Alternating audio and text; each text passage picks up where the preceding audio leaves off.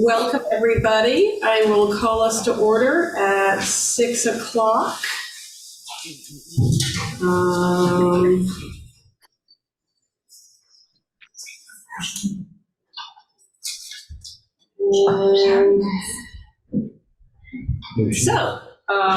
boards within the WSESU have a mission to provide a safe, inclusive, and supportive environment where all students grow academically, socially, and emotionally, and are challenged to reach their potential as local and global community members.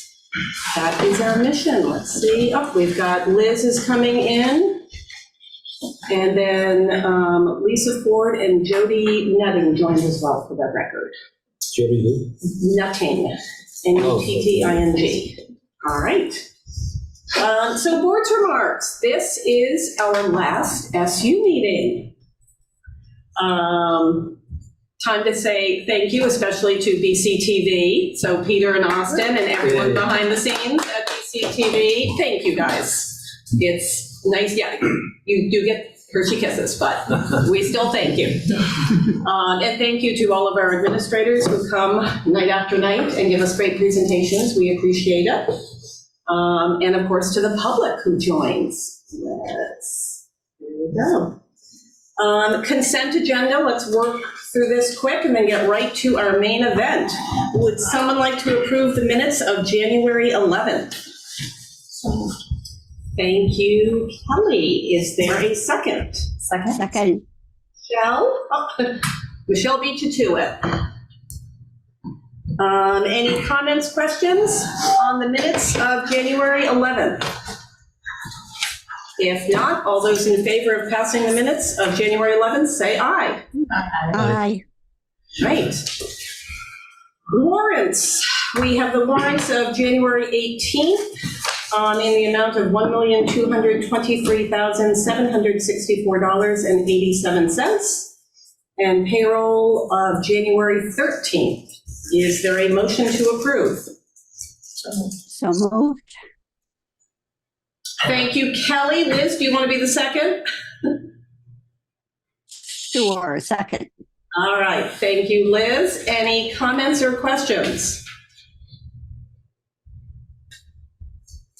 Hearing none, all those in favor of passing the warrants and payroll as presented, say aye. Aye. Aye. All right, and Aye. I'll take whoever can sign them, please. All right, turning it over to Mark and the administrative report. Okay. So I'm sure you all received my email this morning, but we had a threat to BOHS on a phone call, which has been determined to be a hoax phone call. In fact, 21 schools in Vermont received a phone call between the hours of 8:30 and 10 o'clock this morning. We went through our process, our safety protocol process. The Brattleboro PD was here in no time. We went into a shelter in place, worked with the police department, quickly determined it was a hoax. And then the three schools, the Career Center, BAMS, BOHS, put out a statement to families very early on after that was determined. And then I followed up with some communication a little bit after to the entire school system. So again, we developed protocols, safety protocols for a reason. We had to use it today.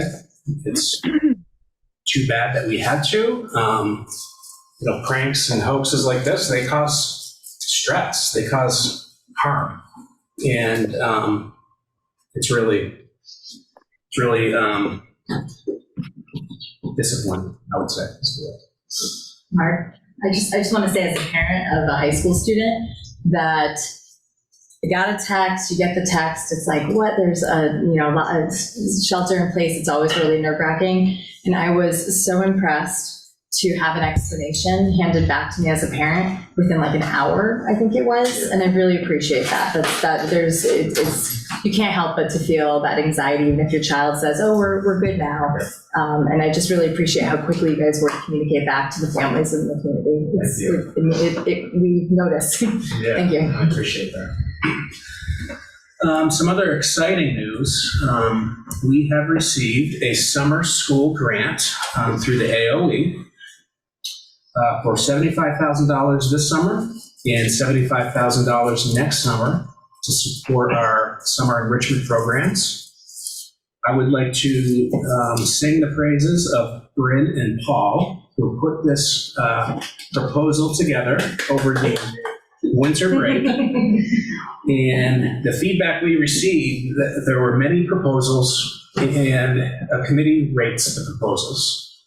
So the ratings had a range of a 66 to a 107. Can you guess what our score 107. So we were that gold standard. So you guys took a week off, you got $150,000? Yeah. Yes. And by the way, And plans for the Bryn- summer? Bryn wrote Take the the week grant. off. That's one thing. mine was technical assistance only. Bryn was the one that was there. Congratulations. Thank you. What Thank was you, the thank you. budget for last year's senior program? I think the budget came in a little over 150 last summer. Wow. And my understanding, I was in charge of the budgetary pieces last summer, so help me, Paul, but I think that was mostly locally ESSER funded. So it was like, here's a ton of money, do whatever.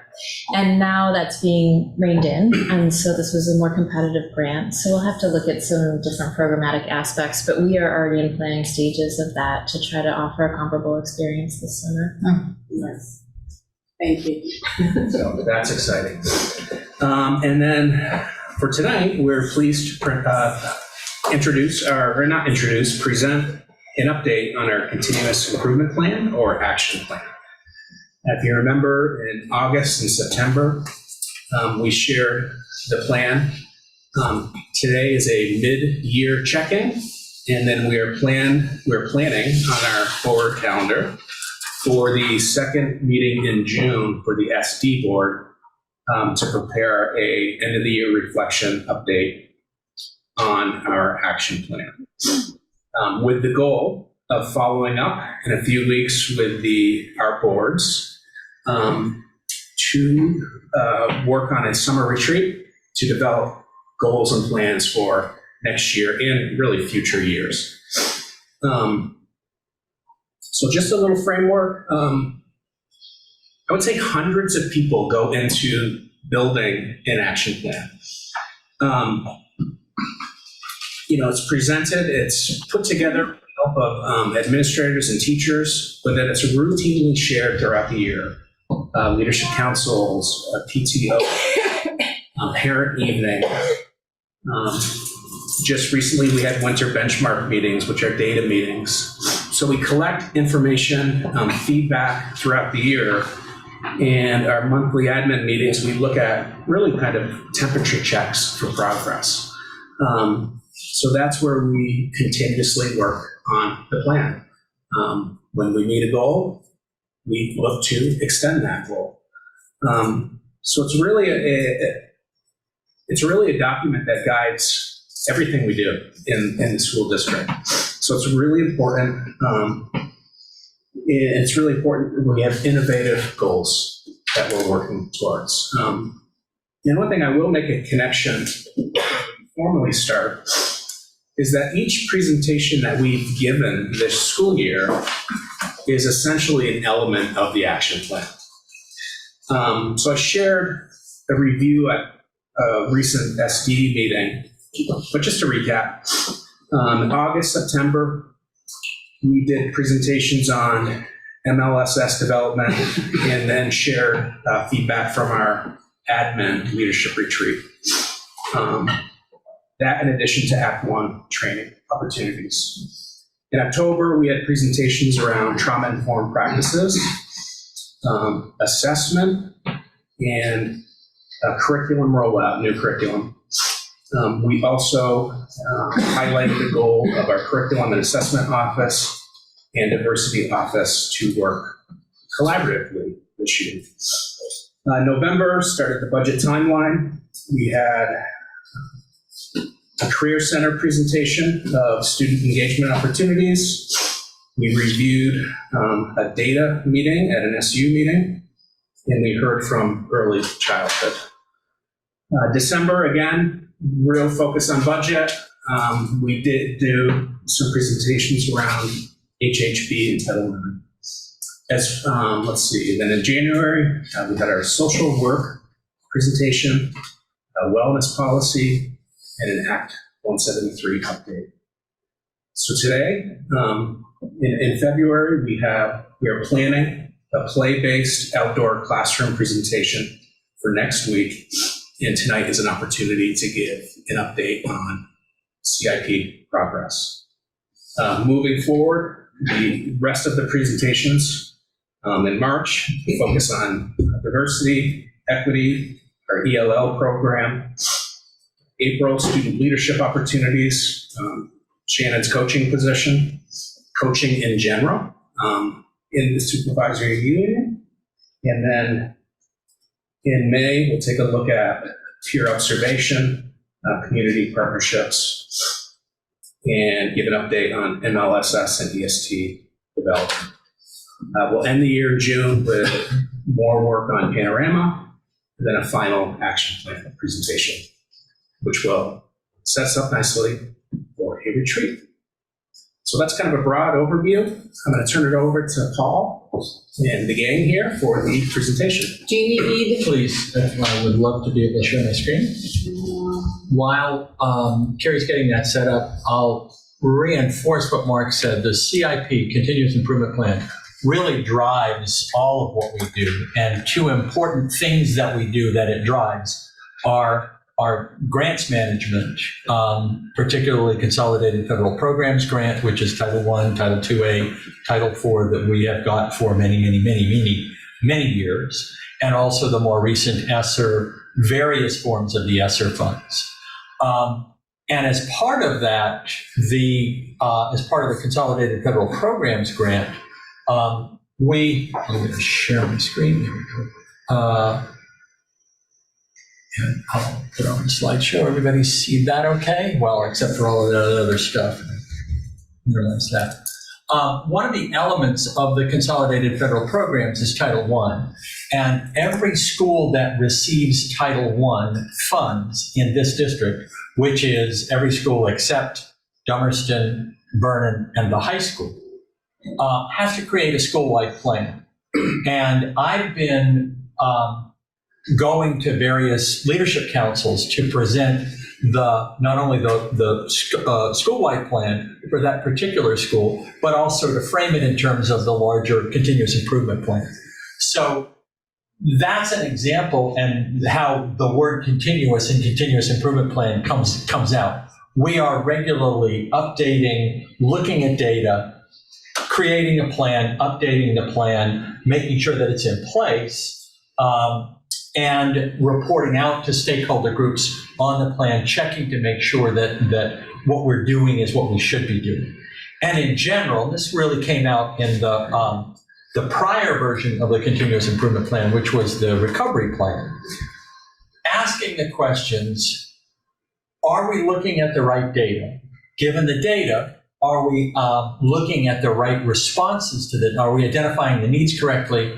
Are the action steps that we have in mind the right ones to respond to those needs? And are the ways that we're tracking the data, does that make sense? And I just, that's a sort of a regular set of questions that I will ask the leadership councils to say, for this school-wide plan, are we looking at the right data? Do we have the right actions? Do we think those actions are going to address the needs? What are we thinking about how we're monitoring the data? So it's an ongoing process. As I said, the recovery plan was one version of this continuous improvement plan that we had to have in place in response to the pandemic. Prior to that, it was called the Continuous Improvement Plan. Prior to that, it was called the Green Mountain Star Plan. Prior to that, it was called the Action Plan. All of them have, and the school-wide plan, all have the same elements. We look at data, we identify needs, we come up with action steps that we think are going to respond to those needs, and we monitor our progress. And it doesn't matter whether it's a continuous improvement plan, school-wide plan, Green Mountain Star Plan, that's the ongoing process, okay? And in all of that process, we regularly check in with stakeholders, okay? So for this particular plan, I'm gonna speak to a couple of slides and then I'm gonna turn it over to others. Oops, get there, okay. Let me get that out of the way. Goodness gracious. Very distracting. Okay, so we've identified some areas that we address as part of the continuous improvement plan and that we also addressed as part of the recovery plan. Come on. Oh, oops, went too far. As I said, the process is one of having a needs assessment, determining how we're doing, identifying problems in practice, what issues are we seeing in the data, identifying action steps, and then measuring our success as we go. And I'll move that out of the way. Our continuous improvement plan is developed with our administrative team in conjunction with stakeholders, including students, staff members, leadership council, school leaders. Okay. Oops. Oh, I keep clicking on that, not getting there. These are the goals that originated in the recovery plan and are carried into our continuous improvement plan. By the way, I didn't say, the newest version of the continuous improvement plan, the expectation from the state is that we do a district-wide, an SU-wide continuous improvement plan that's on a 2-year cycle. This particular plan was submitted last April and will be resubmitted again in April of 24. But that doesn't mean we're going to sit on our laurels and just sort of let the plan exist. We are in a regular cycle of looking at the data and responding, tweaking these as part of the work that we're doing. So for instance, one piece of data that we've got and that we've shared with the board prior to this was that the fall student climate survey seemed to be showing that we are making some progress, but the progress is incremental.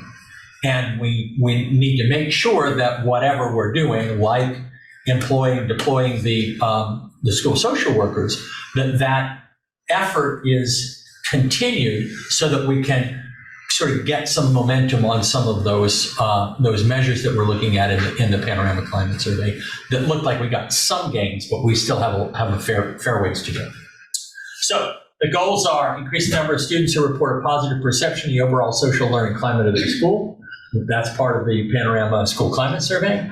Academic achievement, 3 goals: participation rates for students with IEPs in the 80% more least restrictive environment category will increase. That is to say, getting more students on IEPs spending their time in the regular ed Tier 1 classroom. Gap in academic performance for students in underserved populations will decrease. One of the things that we found as part of the pandemic, the impact of the pandemic, was those gaps that existed prior were exacerbated as a result of the sort of interrupted learning that happened as a result of the pandemic. So we saw a bigger gap in the students on IEPs versus students not on IEPs. We saw a bigger gap, low SES versus not low SES students. And one of the things that we need to do is all of this effort needs to be to close those gaps. The gaps existed prior to the pandemic, but the goal is to accelerate the learning so that we are closing those gaps. And then another piece that we noticed that we actually have got some progress on, the number of students absent 15 days or more will decrease. That seems to be moving a little bit more rapidly than some of the other measures. Most recent time I looked at comparative data, it looked like we were getting much closer to pre-pandemic levels than we had during the pandemic. Well, Yes. when you say students absent, is that absent for the whole day, or is that absent for like some of their classes? I mean, Calculating daily absences, you sort of get into the difference between elementary, middle school, and high school. Calculating daily absence for high school is a really difficult proposition because, as you know, do you count a class cut as an absence? No, probably not. If they were showing up to the other classes, that student is going to show up as present. So the high school has a separate set of measures using their educator handbook that looks at cuts. And sure enough, there are plenty of cuts to deal with, right? But this is really looking at the K-8 population because we can really nail down daily attendance and effectively call it daily attendance. If a student is not present at all at the high school, that I can get those numbers, but they are not, in some ways, they are not as of interest as the cuts. Two things on that. Does it matter if it's excused versus unexcused? And are you taking COVID absences into account because it's usually exceptionally long? Great questions. We did have a C for COVID, and I can cut it both ways. I was including all absences, and it may be that some of the absences for COVID, that is to say, when we were, for instance, when we were sort of closing down classrooms for a while, all of those kids had C for COVID as a code, right? And those, I can go back and look at it. I just looked at the overall numbers. I'm willing to bet that the instances of C for COVID absence have gone down appreciably and have really led to that decrease in the 15 days absence. We still have an attendance council that is still looking at student engagement. Emily Kornheiser, one of our representatives, is the facilitator for that council, doing great work, really kind of looking at where are we going with that, particularly with that issue of multiple days, 15 or more days absent. Right? The council is made up of mostly of counselors, social workers in the school system, plus folks from outside agencies. So just if I understand correctly, underserved population means IEP or non-IEP and SES? Historically underserved populations, race, ethnicity, SES, IEP, non-IEP. Those are the standard categories. Gender we look at, but we don't often detect differences in performance related to gender. Historically underserved populations is just one way of categorizing those separate groups. In Vermont? That language actually comes from, I believe, comes from the feds. I'll have to go back and look. It certainly is in common usage in Vermont. Okay. What Mark said, I mean, we're all totally invested in continuous improvement. Absolutely. And I understand how this is building on previous presentations. 3 months ago tomorrow, you gave a wonderful presentation of how it was the annual data report, and you spoke about formative assessments, summative assessments, benchmarking 3 times a year. It was a really good presentation about how you assess our students and how teachers use formative assessment in the classroom every day using exit data and pop quizzes and all. At the end of that presentation, you presented a bar graph of data, which just delighted me. But I think it's important for the public, certainly for me, to see more data like that, to see the numbers. This doesn't have any numbers in it. I want to see what the numerical progress is. And also when you say number of students absent 15 days or more will decrease. Well, if you decrease by 1, you're meeting the goal. I think that we have stronger goals than that. So let me just stop there. Sure. So Lisa has a hand up, but I'm wondering, do we want to try to get through the entire presentation? Lisa, Sorry. Yeah. I think some of your questions will get answered when we move through the Right, rest of the slides. let's let Paul have the floor, and we'll get through presentation, and then we'll open up for questions. So the last goal that I had mentioned, increase teacher ratings of students' social emotional learning competencies of self-management, engagement, and self-efficacy. And to increase the number of students who report a positive perception of the overall social learning climate of the school, we have not yet developed, done a whole lot of professional development for the CASEL framework on social emotional learning, but we have had social workers that are meeting on a regular basis to work with sort of amongst themselves to provide support to teachers. Counseling, Whitney's organizing the Counselor EST Coordinator Group School-wide pilots of SEL curriculum. For instance, Dummerston is working on the developmental designs DD framework for social emotional development. And then our new literacy program, Expeditionary Learning, EL, has in it habits of character work embedded, and I think somebody else gets to talk about that a little bit later. In terms of the climate survey results, we've certainly made a lot more progress on that. Chris Overtree has been working with each of the schools to develop and deepen the response to the climate survey, help folks understand and maybe interpret the results and look at action steps. The discussion of social emotional learning was included in all of our recently completed winter benchmark meetings. And then, as I said, Chris Overtree consulting meeting at each of the sites, including student focus groups. Is this still me? Yes. Oops, that out of the way. Next, targets and needs for support. We still need to look at curricular supports for social emotional learning, embed SEL in the fabric of what we do. Some of the counselors have started to look at what resources are available for social emotional learning programs, and I'm hopeful that some of that work will sort of find fruition a little bit later in the spring. Continue refining and streamlining EST process. As I say, Whitney's been working on that, include goal writing and follow-up.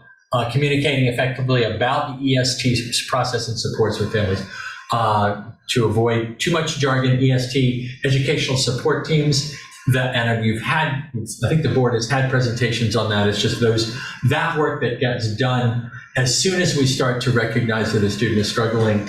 Kid Talk, maybe a formal plan to provide some additional supports, and then regular check-ins to make sure that the student is going where they need to go. And Paul, into the board, I would add too, we have, that's typically the profile of an EST, but we do have EST plans for students who are really excelling as well, who need support in a different way. And so there are EST plans for students who may be experiencing challenge with some academic areas, and there are also EST plans for students who need a high level of support. So it can really be along a range of supports that are requested by teachers and students and families.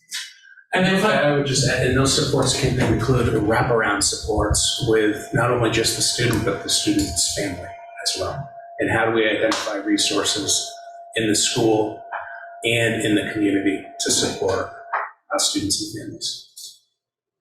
And then finally, student voice. One of the pieces of student voice that I think I will remind the board that back in the summer when we were at the multipurpose room, Cassandra Holloway came to talk about the middle school leadership team process that they had I think that was sort of fairly close to when they had their summer retreat. They are about to have their winter retreat up at Landmark.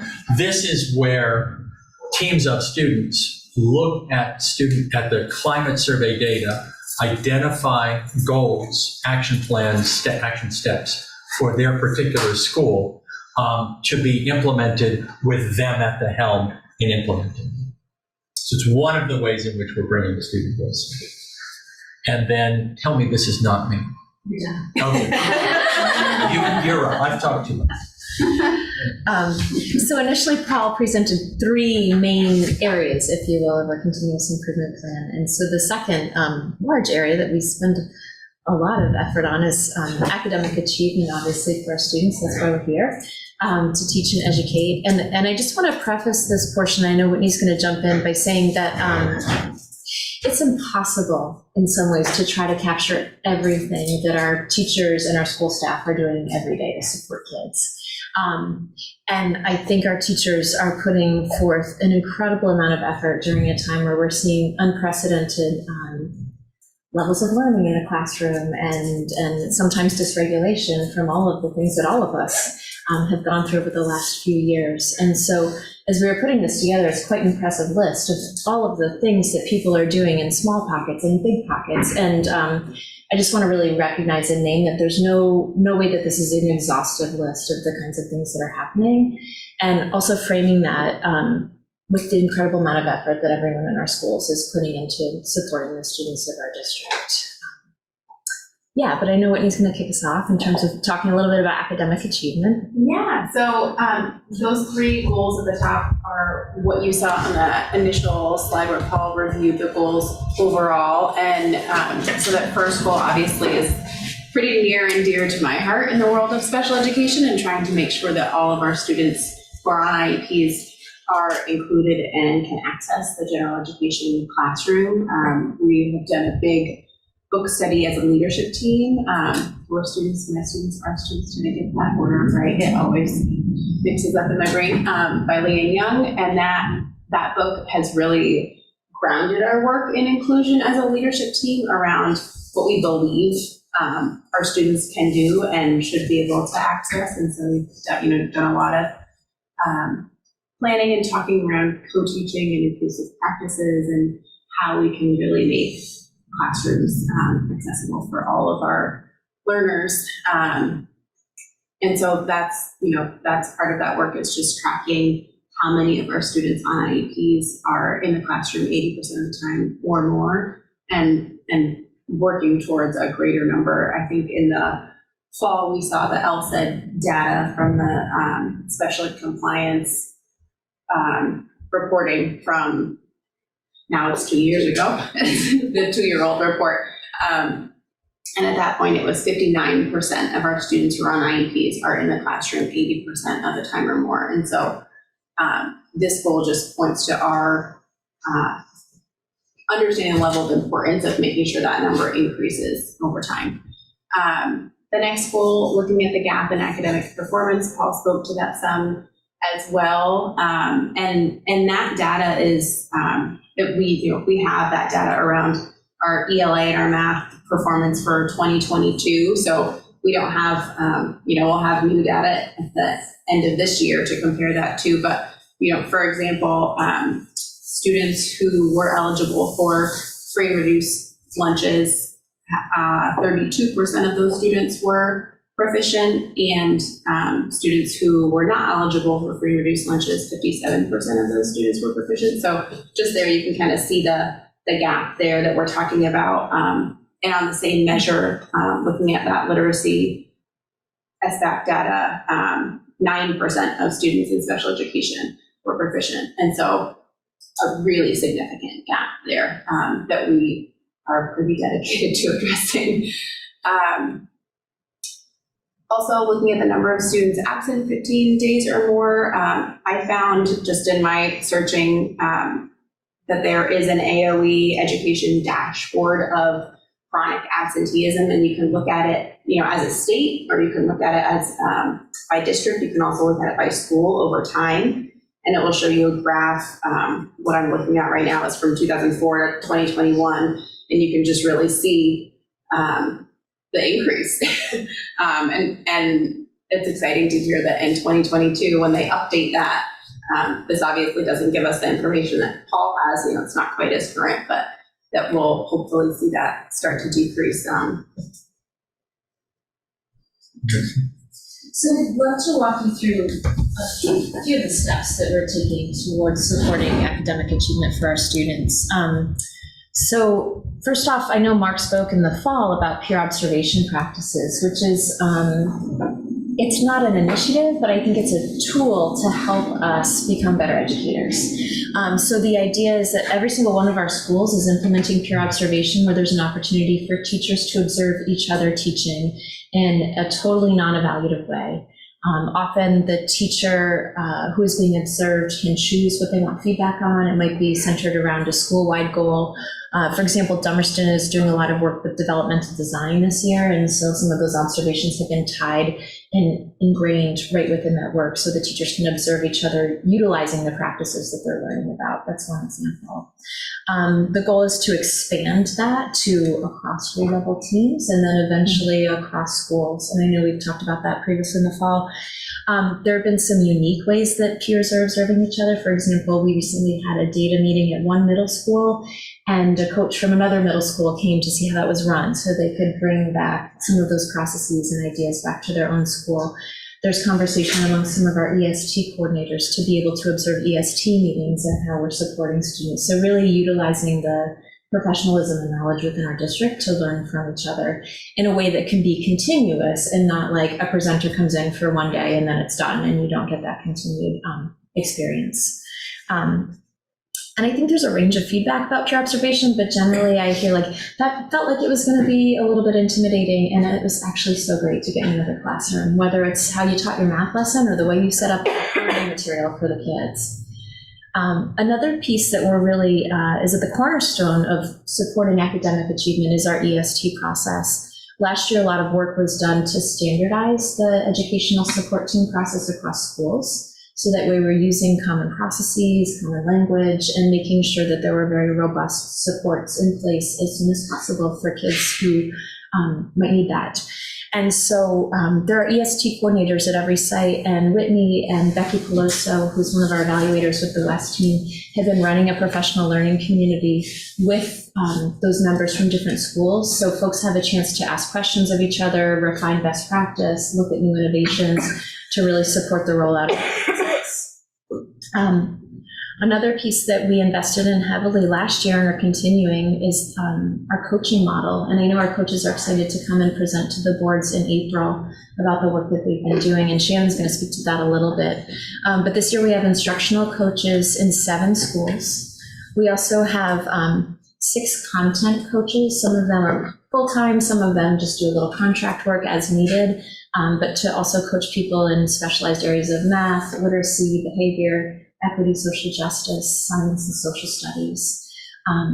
I've heard a lot of feedback from mentors, mentoring some of our 72 new teachers this year, that it's been really helpful to have that coaching model because it's a real team effort to support our new teachers. And we're really trying to build assets that we have, especially in this kind of education where there's a real shortage of teachers and applicants for jobs. So that coaching model continues to help support the teachers in our buildings and the students as well. Our coaches are working on ways to track data to report out to each other and schools and to you all in April in terms of coaching cycles and feedback from teachers and the impact that that's having. We'll be excited to share that with you. And Tim, I think your point about how I'm totally in alignment with you that I love seeing data and love seeing that growth over time, and we'll continue to include that in future presentations so we can look at those numbers together. And I can attest to that's an activity. We spent almost 2 hours at our leadership meeting this past Friday unpacking graphs and looking at data and trends and brainstorming next steps aligned to this. And we would love to share some of that with you as well. That could be a very long, exciting presentation. Yeah. Be careful what you ask for. Yes. Yeah. All right. Next up on the triangle. I just want to say I'm extremely nervous speaking in front of groups of adults. I think just naming that might help me be less nervous. I've got my power posing. So additional coaching cycle professional development. To start the year, the coaches were meeting, was it every week? Yeah, we started the first month meeting every week, and we had Sharon Thomas, who works with Jim Knight on coaching cycles, come in and present essentially best practices for coaching to all the building-based and district-wide coaches. And now we've switched to meeting monthly and jumping off the information that we got from working with Sharon. We're working together on developing a playbook, and so it's been a process of coming together and identifying the needs of teachers that we're seeing in the different schools. So we started off just naming all those things that teachers seem to need support in from coaches. The next step is that we categorize those things to figure out what are the biggest needs, and what came out of that was behavior, social emotional learning, which to us are 2 very different things, and then differentiation, which really ties in with that goal of having 80% of students with IEPs in the classroom 80% of the time. So our next step is going to be determining the best strategies to approach those things. and making it very concise for teachers so that coaches can go in, address an issue and say, okay, let's try this strategy. And we'll have some consistency across the district with that. So we're implementing consistent best practices and the coaches are all on the same page. And the monthly meeting is really helpful too, in that the district coaches can communicate things to the building-based coaches on a regular basis, which is really important. Next thing, hire diversity equity coach. That happened. And so here I am. And yes, I have started this year, new position for me after being a classroom teacher / librarian for the past 15 years. And curriculum and assessment and diversity equity, first of all, we share a space. We're also very integrated in that we have a weekly meeting and we start off every meeting discussing, it's essentially like a study group. We make it a study group on social justice issues. So we started off the year listening to a podcast about whiteness, and gosh, our conversations could have gone all afternoon, but usually we'd spend like the first hour in community discussing episodes of this podcast. And moving forward, we're going to take turns presenting an article or podcast to each other for discussion. So it's great that equity and social justice is embedded with curriculum and assessment on a regular basis. Let's see. I think if we go to the next one, that can kind of get into the work I've been doing, which is a lot of different things. And I know people love bar graphs here, but I love anecdotes. So one thing that I'm working on is I work a lot with Stacy Sawyer looking at our new literacy curriculum, which does have an emphasis on social justice. There's a unit, I would say, tied to social justice in every grade level. First of all, no curriculum is perfect. You have to look at it through a critical lens. And second of all, this curriculum will push teachers possibly past their comfort zone when it comes to discussing issues with their students. So for example, the last couple of days I was in third grade who has a unit on reading classic literature with a critical lens. So they're reading Peter Pan, a child's version of it, because the original is too much. But even in the children's version, there's a ton of gender stereotypes of Indigenous people. And there is discomfort from teachers in talking to third graders about that. So I've been developing supplemental and pre-teaching materials and lessons, and we finally got to try it out because in Guilford, a teacher is starting that unit. So the last couple of days, we talked about gender stereotypes. We watched advertisement for toys and talked about the sounds and the colors and who things are being marketed to and the messages. And we went through catalogs and cut out pictures of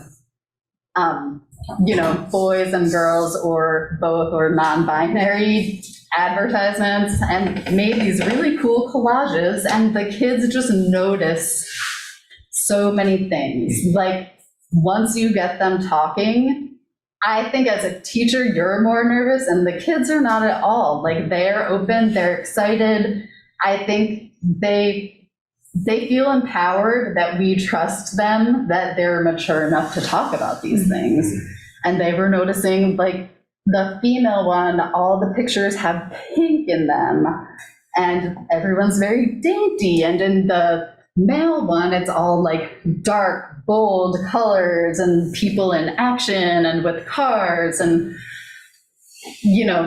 just so much came out of it. At one point I said, am I in like a gender studies graduate seminar or am I in a third grade classroom? Like, it was just so cool. And we're excited to share that at a grade level meeting with all of the third grade teachers. Like, it's natural to feel nervous, but look, this brand new teacher did it, and it was great. So I'm really looking forward to doing more of that. And the way that I kind of like have gotten in with the teachers in my first year, which can be a challenge, is that I started doing classroom library audits. So I've been to 25 classrooms so far. And I go through with my scanner and I digitize their entire classroom library. So now they can search what they have. Students can check out books through it. While I'm at it, I pull out anything that's outdated or super problematic. And that can range from taking one book out of a library to like 200. And I'm keeping track of that data. I'll make a chart. It'll be great. And the power in that is that when students are reporting on the classroom climate, there's the classroom community, and there's also the physical environment.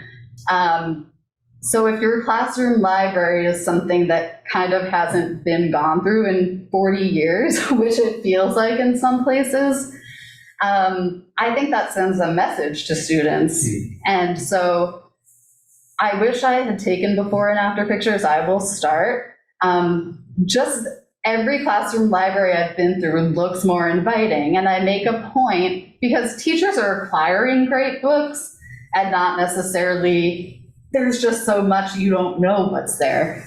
So I'll take like newer books that have great representation and make sure to face them out front or display them. And a teacher told me, like, you just going through the library and changing the book display, one of my students like finally found Solway, which is a book about having dark skin, is reading it every day. It's so cool. And yesterday I just was in a classroom and put up like The Undefeated, which it's sort of a book of a ton of significant people throughout, like Black athletes, people from the Harlem Renaissance. You know, it's an awesome book by Kwame Alexander. And I put some other cool books on display, and kids are coming up like, where did those come from? I'm like, they've been here the whole time. Like, do you think you might read one of them? And they're like, yeah.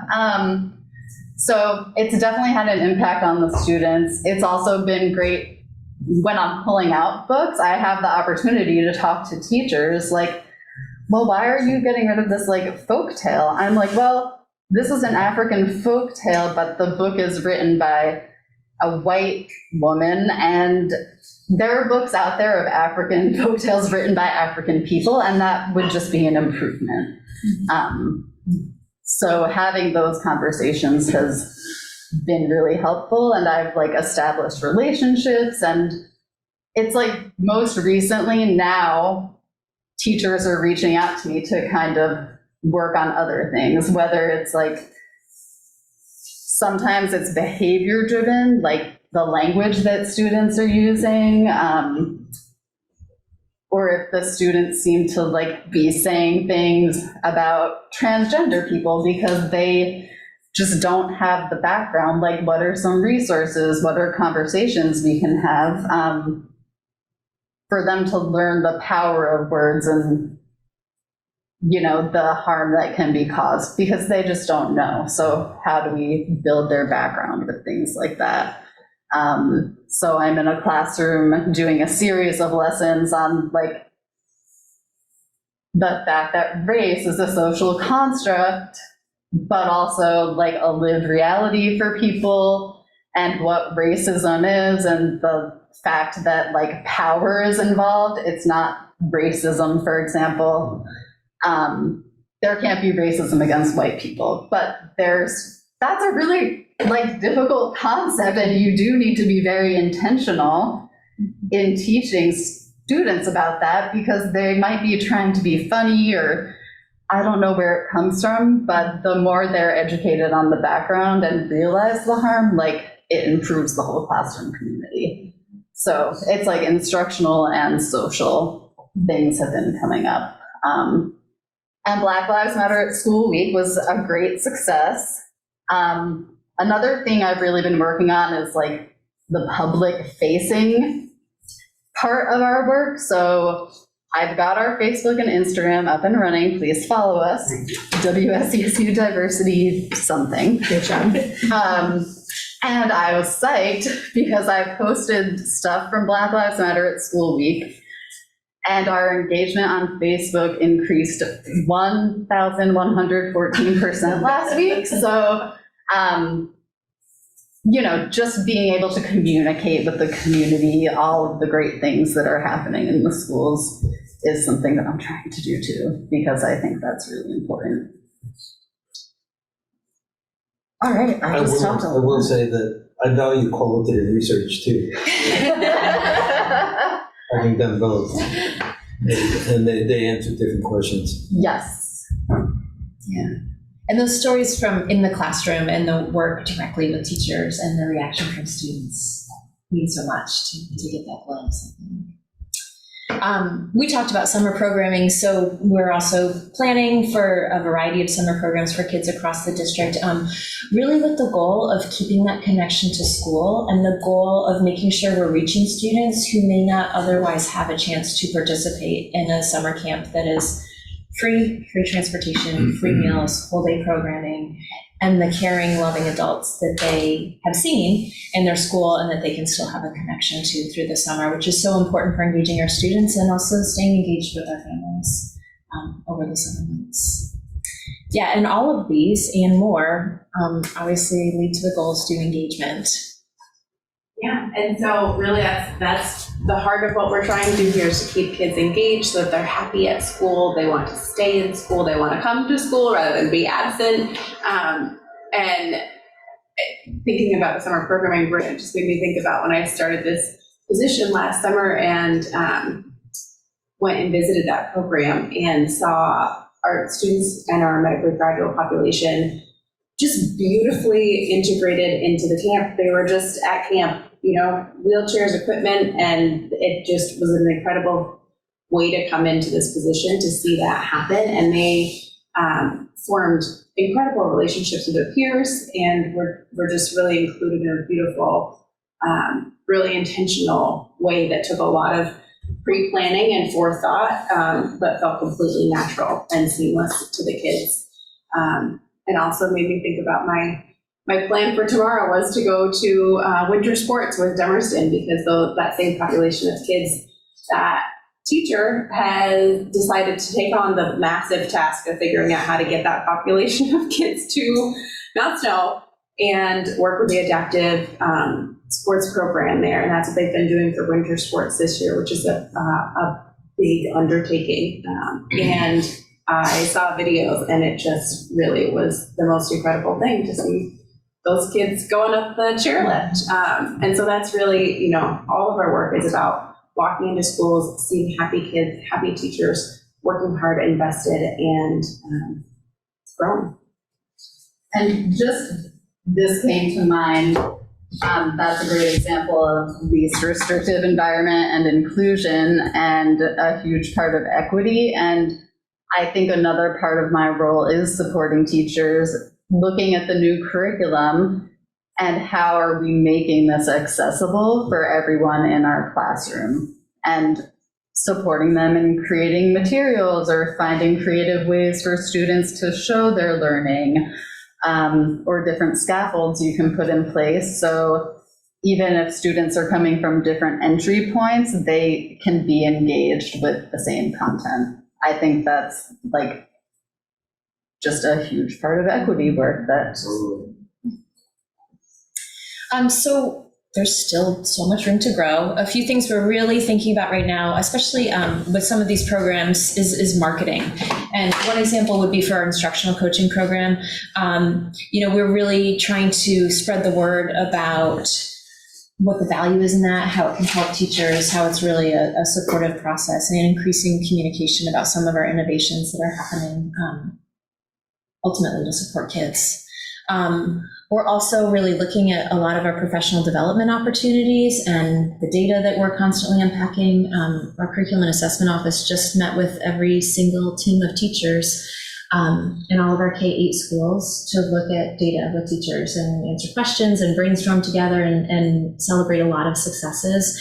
And so continuing also to hear from the teachers about what the challenges are, what the struggles are, and think about how we can adapt what we're offering and what supports we can give to really help support the needs, the very real needs in our classrooms. So those are a couple things we're working on. You just spoke to this a little bit, Shannon, but Yes, I did. Am I correct that the goal is full implementation of EL and IM next year? yeah, so we have a new math program, I a new just literacy program. don't want to Yeah. misspeak. And really our full implementation goal to be in it would be 3 full school years. So this being year 1, next year being an additional rollout, and then fully operational and support of that for teachers in the 3rd year. Which even that is a pretty aggressive timeline in terms of implementation science. I think, to really know your curriculum and do it well and have the adaptations is often like a 3 to 5 year process. And we're doing 2 of those at once right now because of the needs of the pandemic and funding opportunities that happen to support teachers in that way, and also a phasing out of a prior curriculum that we had been using. So supporting that over the next 3 to 5 years is a big push. And Stacy, Teen, and Lily have been doing most of the heavy lifting in terms of implementation and professional development for teachers. In both curriculums, a new curriculum is always overwhelming. As a classroom teacher, there are boxes, there are thousands of pages of manuals. And I think all of us can relate to that feeling of overwhelm. And I think that Teen, Lily, and Stacy have done a great job of streamlining things, helping teachers identify the most important parts of the curriculum to focus on, have found a way to share materials with each grade level through shared Google Drives that we can keep adding to and sharing resources, so that as the years progress, we're just developing a lot of support, and having grade level meetings focused on the new math curriculum and the new literacy curriculum has been really powerful for teachers to get together with other teachers on grade level to talk about their experiences with the new curriculum.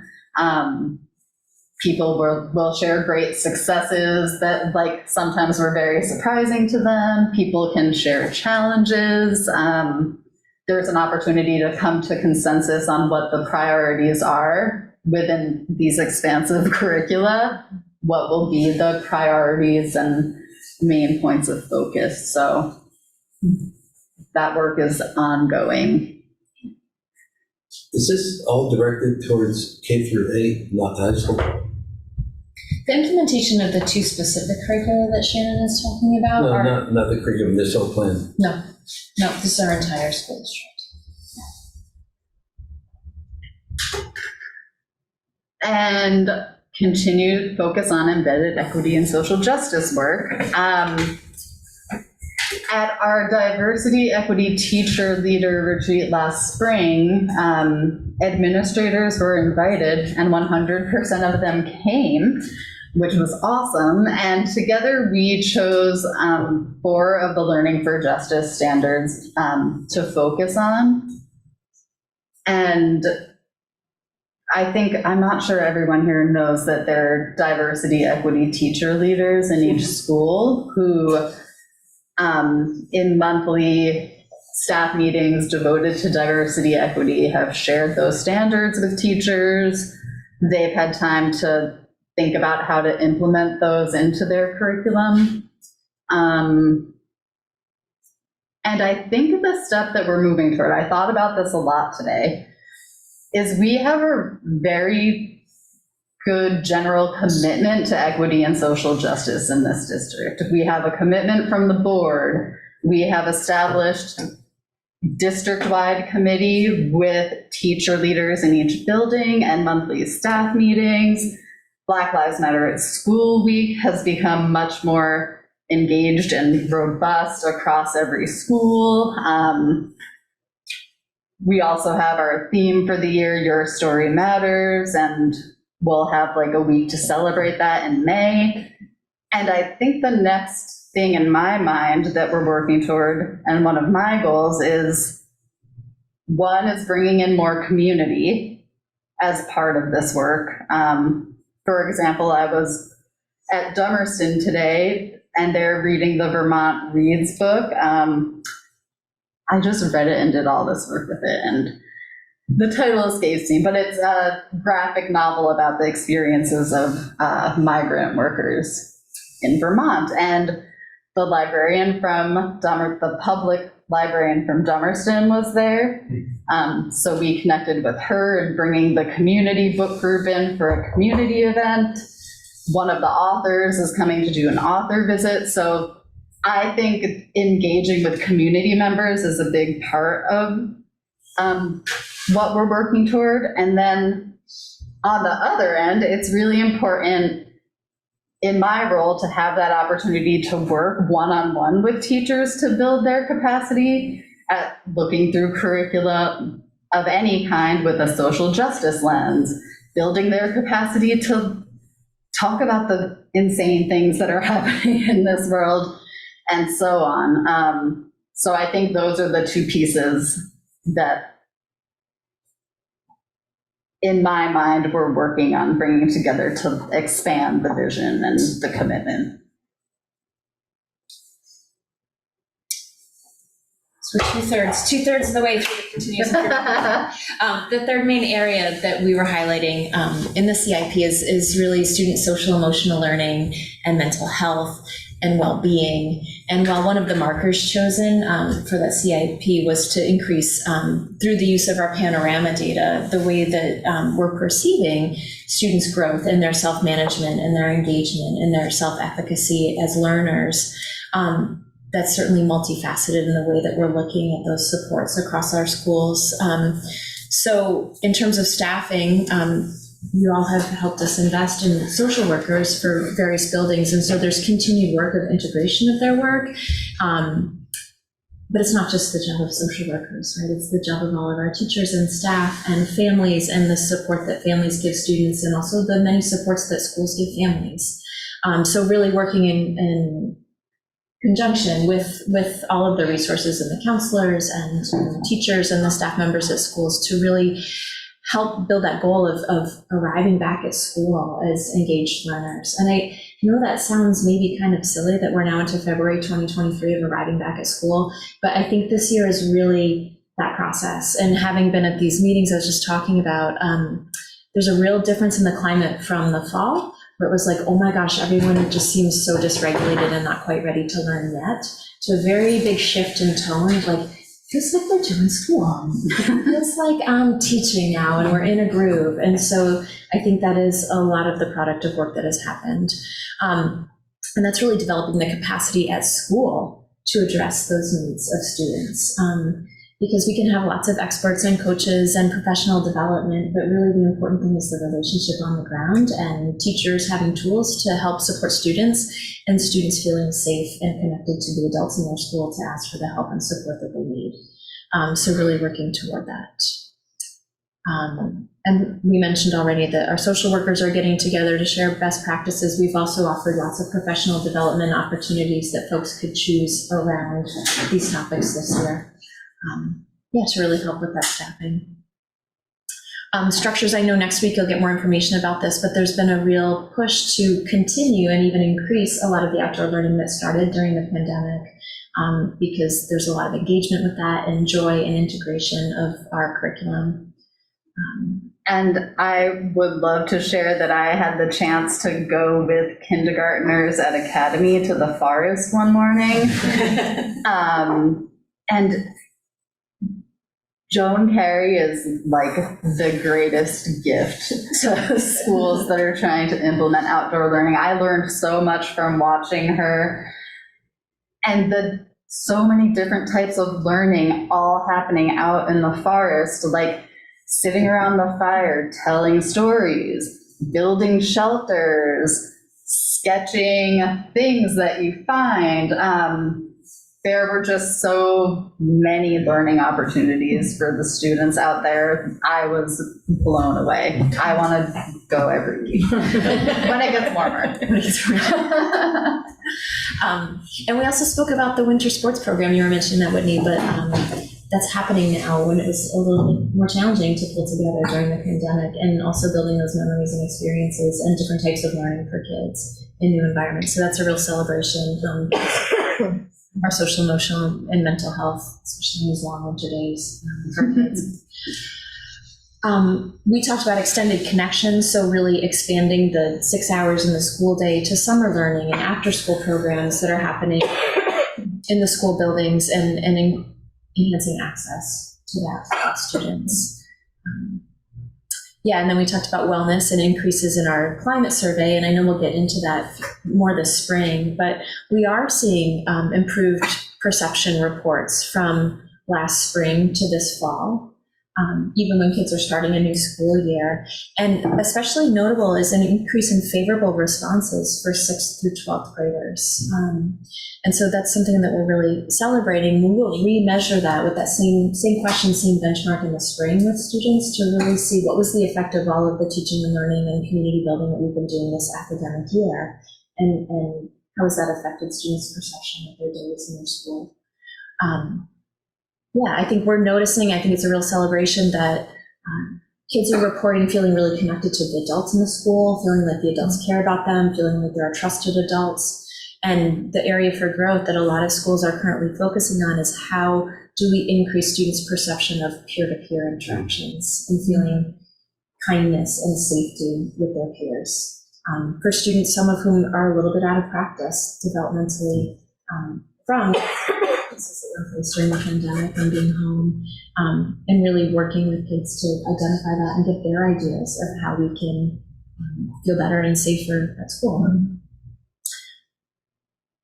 So moving ahead with some of this, we're looking at staffing and continuing support for the supportive staff that are in place for kids and teachers and students and families. And there's a PD day in March. It's a half day. Can you talk a little bit about just who's coming? Because I feel like that's going to be a great opportunity for staff members. Yeah, so Sarah Ward, who's a Vermont presenter, is coming to speak about executive functioning. So regulation skills and strategies that you could implement the very next day in your classroom to really support students in their ability to self-regulate emotions and activities and some of their executive functioning skills.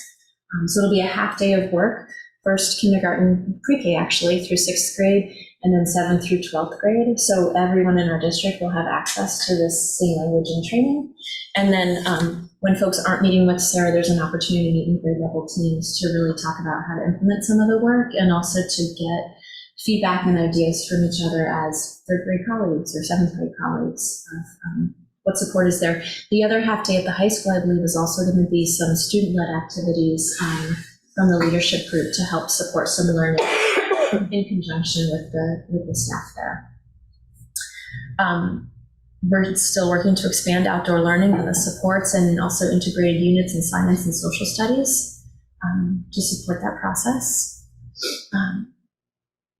Continuing to build our connections. Shannon was talking about connections across the community as well, student leadership, summer enrichment opportunities, again, with that goal of engaging students in their community. And I think there are just a lot of new connections in the community that we can explore. Like there are established relationships with Beak, with the Retreat Farm, but we know there are more connections we can make out there. And that's a goal of the Equity and Social Justice Office too. So we've been booking local people to come in May for Celebrate Diversity Week. So we have an Indigenous storyteller that's going to come to one of the schools, but it will be streamed out for the other schools to watch. I think we're booking a band from a music group up in Burlington, and it's a group of men from different countries in Africa who will come and perform at the high school. And there's like a storytelling element to their performances. Can we go to that? Yeah. Yes. Our hope is that if the weather is agreeable, that it can be like out in the field. They had a performance outside with Taina Asili. It might have been last year, and it was amazing, and the teachers and students were all dancing. Even the people that you think would be too cool or just not interested were like getting down. And those opportunities are so important to just be in community and dance together and have joy. So I think continuing to make community connections is a big part of like improving the school climate. And if anyone knows of like a frog expert or experience that we can connect with, I've been looking for one, and all I have found is a frog taxidermist exhibit. And I don't think we're gonna bring students to that. So.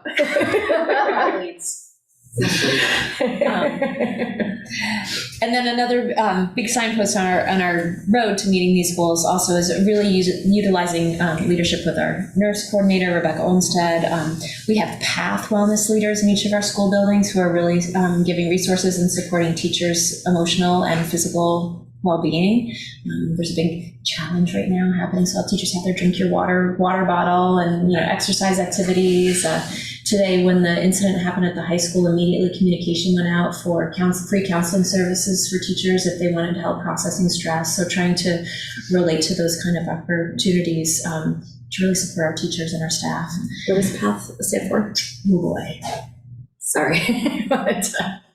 I don't know, but it's like it's a statewide like wellness initiative where as a teacher you can earn points for participating in different challenges and activities. You even get points for going to the doctor or the dentist. You can actually connect it to your smartwatch and it'll track all your activities and give you points. Or not yet. Or not yet. And then if you get like the number of points, you get an LLB gift card. So I think it's Progress and Action Toward Health. Oh, And it's okay. part of WSBA, the statewide teachers insurance. And basically, the research is very clear that these sorts of proactive staff health experiences reduce the claims that are processed through VSBA. It's a moneymaker in terms of saving on claims by reducing the conditions that lead to chronic health issues. It's fine. yeah. Yourself's birthday. And some of the schools even, they're doing like the no sugar challenge and they have a Facebook group to, be in it together. It's a great. You are in so much trouble there. I think there's a great opportunity there. There's a lot of student leadership that's happening in relation to a springboard of a lot of the work that Chris Overtree did at schools. I'm hearing of that. I was at Oak Grove this week, and the 5th and 6th graders had met with Chris Overtree to talk about their school, and they were already unpacking their climate survey data to make a proposal to the school about what they wanted to do to increase kindness from peer to peer. So that kind of engagement with students also is really important in terms of like supporting all of our wellness.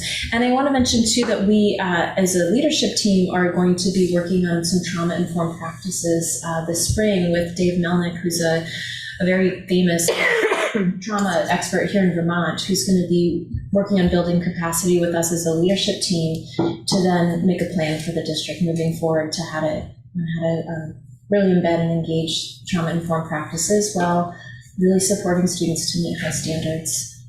And that kind of activity, I'm sure board members would be interested in participating if we are invited.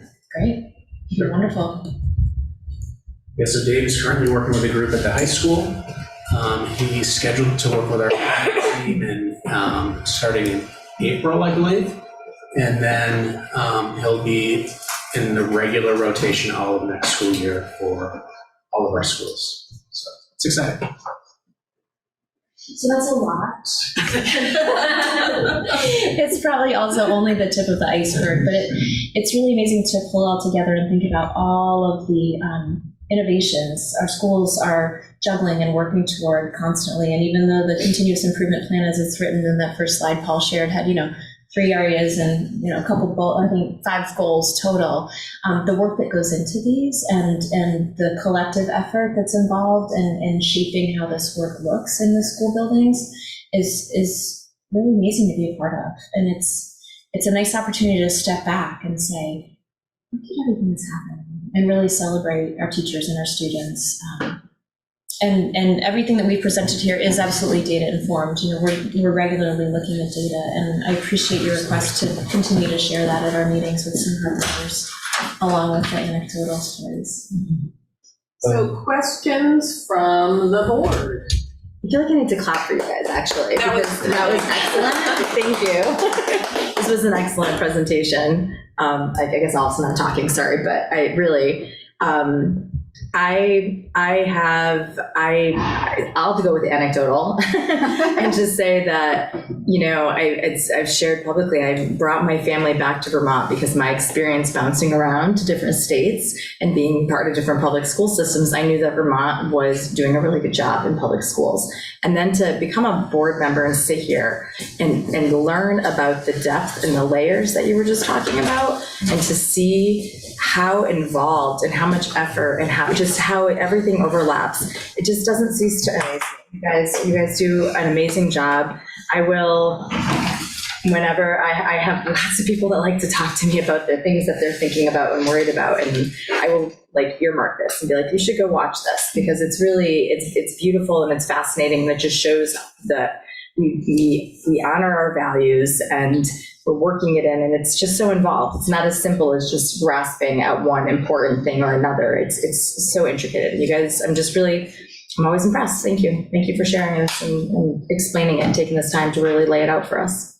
Yeah, I would say we're really proud of the systems and structures that we've built. And a lot has been done specifically over the last 2 years in terms of coming together as a leadership team, breaking down walls, really collaborating. And no one person can develop these initiatives, right? It's a collective work, and we always have to be reflective. We have to be attuned to our community and the feedback we're getting from all stakeholders. Sorry, we can't do the word justice in 20 minutes. There's a lengthy presentation, but hopefully you felt engaged throughout the presentation. And we'll do something very similar in June, and we can put an emphasis on including hard data that supports the growth that we shared today. This is kind of getting at a different role for boards, for this board and for the SD board. Throughout the year, we receive presentations, great presentations like this, and there's a question and answer period. What we don't do much of, enough of, is what I saw the Student Advisory Committee do last night in truly collaborating. They're going to do a professional development workshop for staff at the UHS. So they invited counselors to collaborate. They asked questions. Some of these goals are daunting.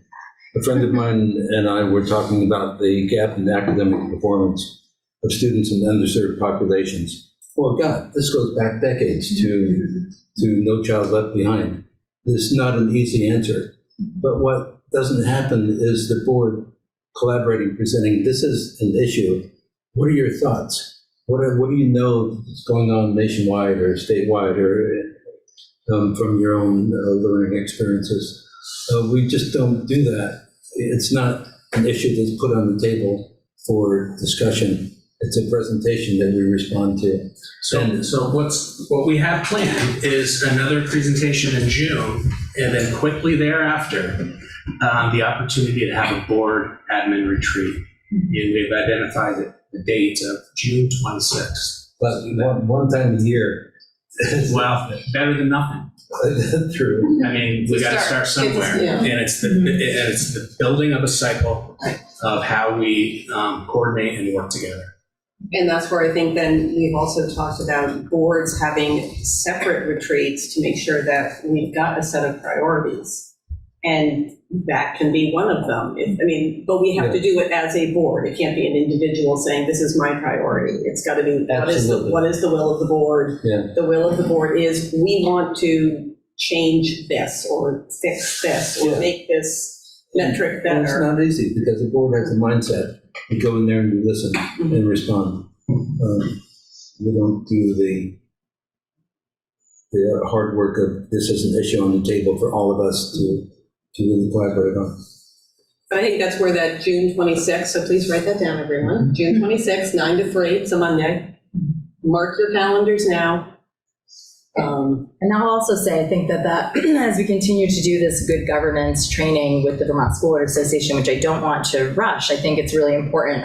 I know we're entering a transitional time and board representation might change. I think it's more important to do it right than to try to rush it while there's certain people sitting at the table. But the next steps is to really identify strategies and how we as a board can collaborate and set goals and understand, what does that look like? If what's important to us, and how do we work with our superintendent and his leadership team so that we're saying this is important to us? How are we going to look at it over the whole year, not kind of covered in one meeting, not just be handed some data to answer questions, but how can we work together? And this all matters because it's really important we understand what the goals of the district and the supervisory union already are.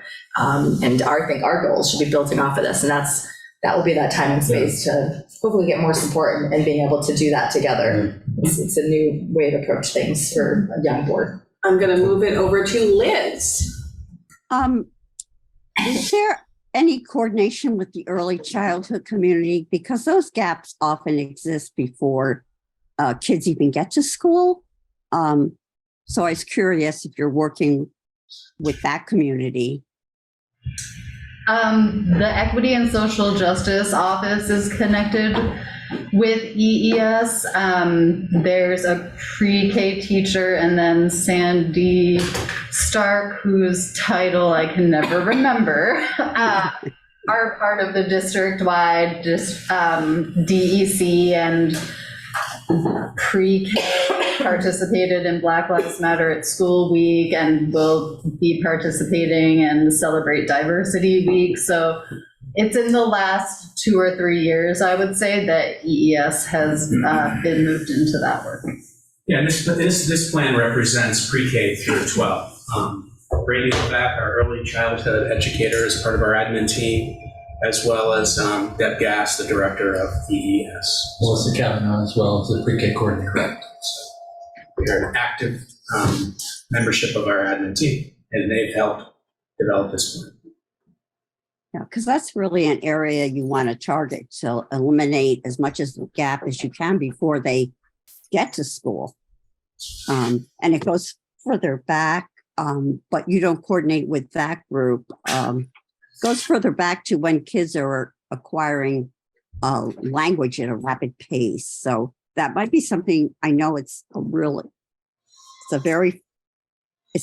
big extension for the school district to think about. But when kids are acquiring language, like 18 months to 2.5 or 3, gaps start there in terms of language and knowing a lot of words. So that might be something to consider in the future, reaching out to the early childhood community in terms of that population. Yeah. I think one thing the district is excited about is our public pre-K programs that we're starting to develop across a lot of the schools, and that makes a huge difference for that population. I know it's not the little guys, but it does make a massive difference as far as the executive functioning skills and safety and what does it look like to be at school, and those programs are just very well run, and I think we're very lucky to have the ones that we do. Kelly, any questions? All right, let's go out to the public. David. Thanks, Carrie. Is the June 23rd retreat going to include the rest of the SD board?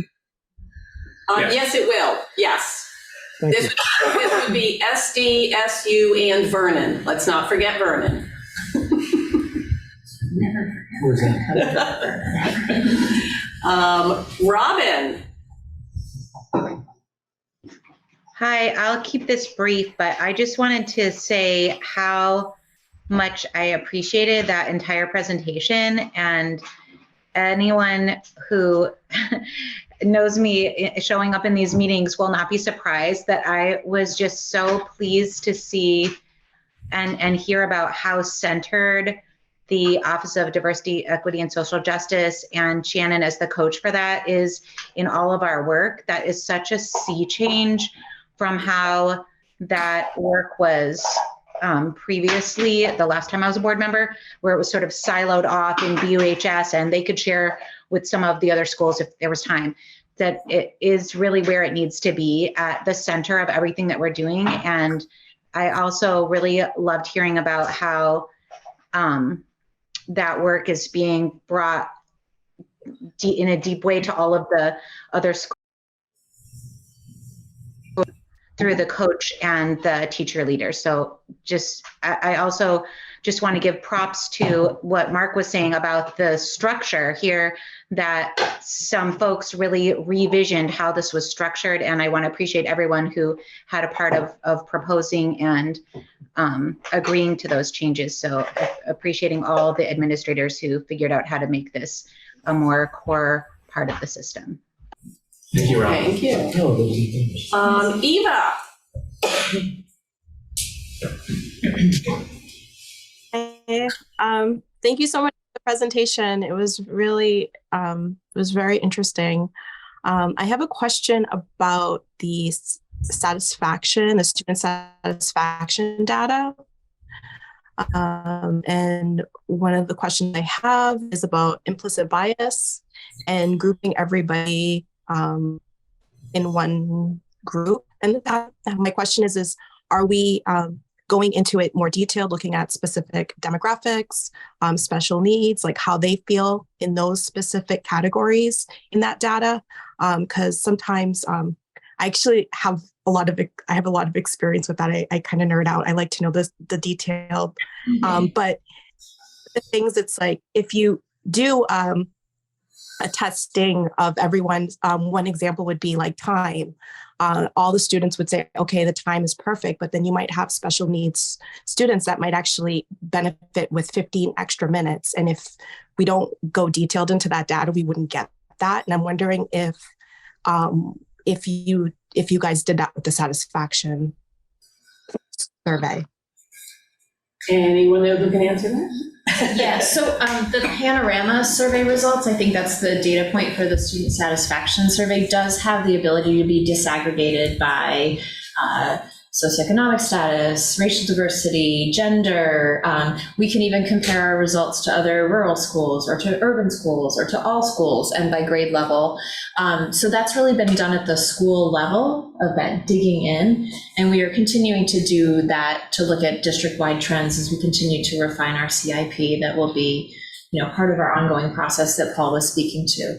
But yeah, we're really lucky to have a system where we can disaggregate the data and look at it through different slices and different data sets to see if there are ways, because that allows us, I appreciate you bringing that up, to then target our goals and really target our practices to have a greater impact. Get really specific with our things. I did want to say one other thing that is really great with the data is when you're able to do specific, you can get programs to those demographics, and then you can actually look at the meter of how things are progressing. So for me, I would love to see when you're saying, okay, the overall satisfaction is getting better. And I think I'm not sure who it was, but one of I heard that gender didn't really matter. And I really do think gender does matter. I think it matters how boys and girls feel about the satisfaction of their environment. So I would love to see like wording. So what the wordings are that the students are using in the survey, as well what the demographics is as far as like one group, how they feel overall versus, the majority and the implicit bias. But thank you so much for the presentation. It was really good. Thank you. Just to clarify, I was not suggesting that the gender differences are not important. Specifically, what I was saying is in the large-scale assessment data that we look at, what were perceived to be gender gaps maybe 10, 15 years ago, I'm not seeing as much evidence for in the most recent, as I say, large-scale statewide assessment data, not the other stuff. Other questions? Or are we ready to move on? I think we're ready to move on. All right, thank you. Thank you. Thank you. Thank you all. Next up is public comment for items not on the agenda. I don't think anyone here? Anyone in Zoom land with a public comment for an item not on the agenda? Going once. Going twice. Public comment for items not on the agenda. Okay, we will move on to unfinished business and the principal mentor position.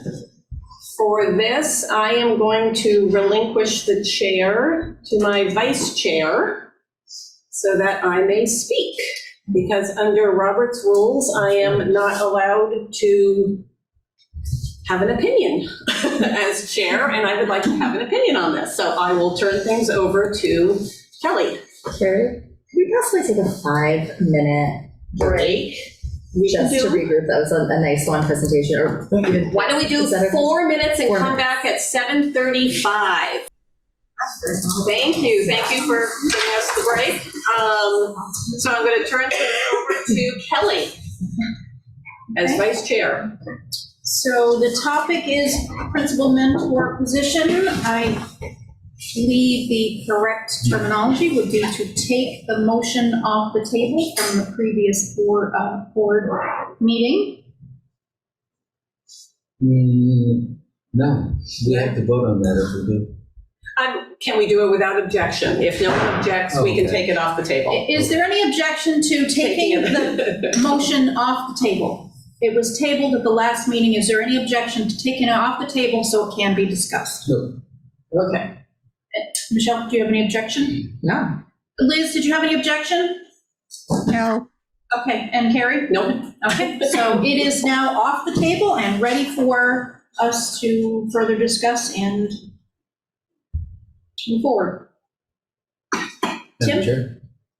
So I think we all agree that the principal mentor position should be considered, it is an important and necessary complement to other coaching, mentoring, and professional development resources, including VPA consultants and workshops, peer-to-peer mentoring. We have incredible principles that peer-to-peer mentoring could be a very powerful tool. Conferences, admin meetings, VSBA workshops, outside consultants such as experts in trauma-informed instruction, and so on. I personally totally agree with many in the administration who have argued that no changes be made to this position at this time in the academic year. Looking to the next academic year, however, I'm in favor of holding off on a commitment to a position that has not been adequately vetted and evaluated. I've been asked how the board can consider changing a position before it has been evaluated. My response is, how can the board commit to a position until it has been thoroughly evaluated and in a collaborative way? The job description for the principal mentor position should consider how the position may best address the new realities of the merged district and should include responsibilities for mentoring and coaching newly hired principals, as well as vice principals. It should also reflect the direction our schools have been taking to adopt things such as restorative justice. Currently, half of the 6 responsibilities in the job description include, quote, attend staff disciplinary meetings with principal, attend grievance meetings, hearings with the superintendent as requested, support and advise principals with significant student discipline matters. These seem more like ad hoc consulting activities rather than professional development. And the grant, as we know, is for professional development. From what I've gathered from our discussion at the last meeting, the current position serves at least partially as a compliance officer, a invaluable resource to have, a position that ensures our admin team is meeting statutory requirements and regulations and following union contracts. At the last meeting, some principals noted the importance of having someone on hand with whom they could be vulnerable, not judged or evaluated. Given the complexities and the stresses of the position, I can see how important it is to have a confidant with whom you can trust for advice on sensitive issues. And I would hope that we all continue to build trusting relationships with each other. With regard to the principal and mentor position, at this point, I still must ask if we may benefit more, perhaps from 2 half-time positions drawn not only from candidates within the district, but across the state and beyond. Right now, we are seeing the benefits of hiring a consultant from UMass Amherst to lead the campus climate surveys. We're fortunate to have located our current interim principal for the high school from outside the state. And I think our superintendent would vouch for his own mentor drawn from outside the district. Yes, we certainly have tremendous talent from within our district, but we should also avoid a parochial approach that limits our resources to only those within Windham County. Therefore, I move that any action on extending the principal mentor position to the next academic year be delayed until a revised job description is written following a thorough review of the position vis-a-vis the goals of the district, which have yet to be solidified, and the professional development needs of all principals and vice principals. After this review, that's the end of my motion. After this review, maybe we'll see the status quo. Was that an amendment to your previous motion? Did you? That is, I thought we took the previous motion off the table. Right, so we're discussing the previous motion. It was kind of, well, I guess really a shelf would seem more appropriate. It was put on the shelf, we took it from the shelf and put it, and actually put it back to the table. I mean, if you're, essentially. Okay. Took it from the shelf, put it on the table, now it's back on the table for discussion. So my question is, was that a motion to amend your previous motion, which is now back in front of us? Yes. All right, so you made a motion to amend your previous motion. Right.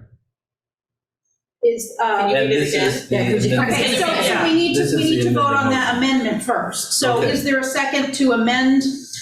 Can you read it one more time? Yeah, I'd like to hear it. Can you read the Can new you- motion? Can you read what you would want to amend your motion to?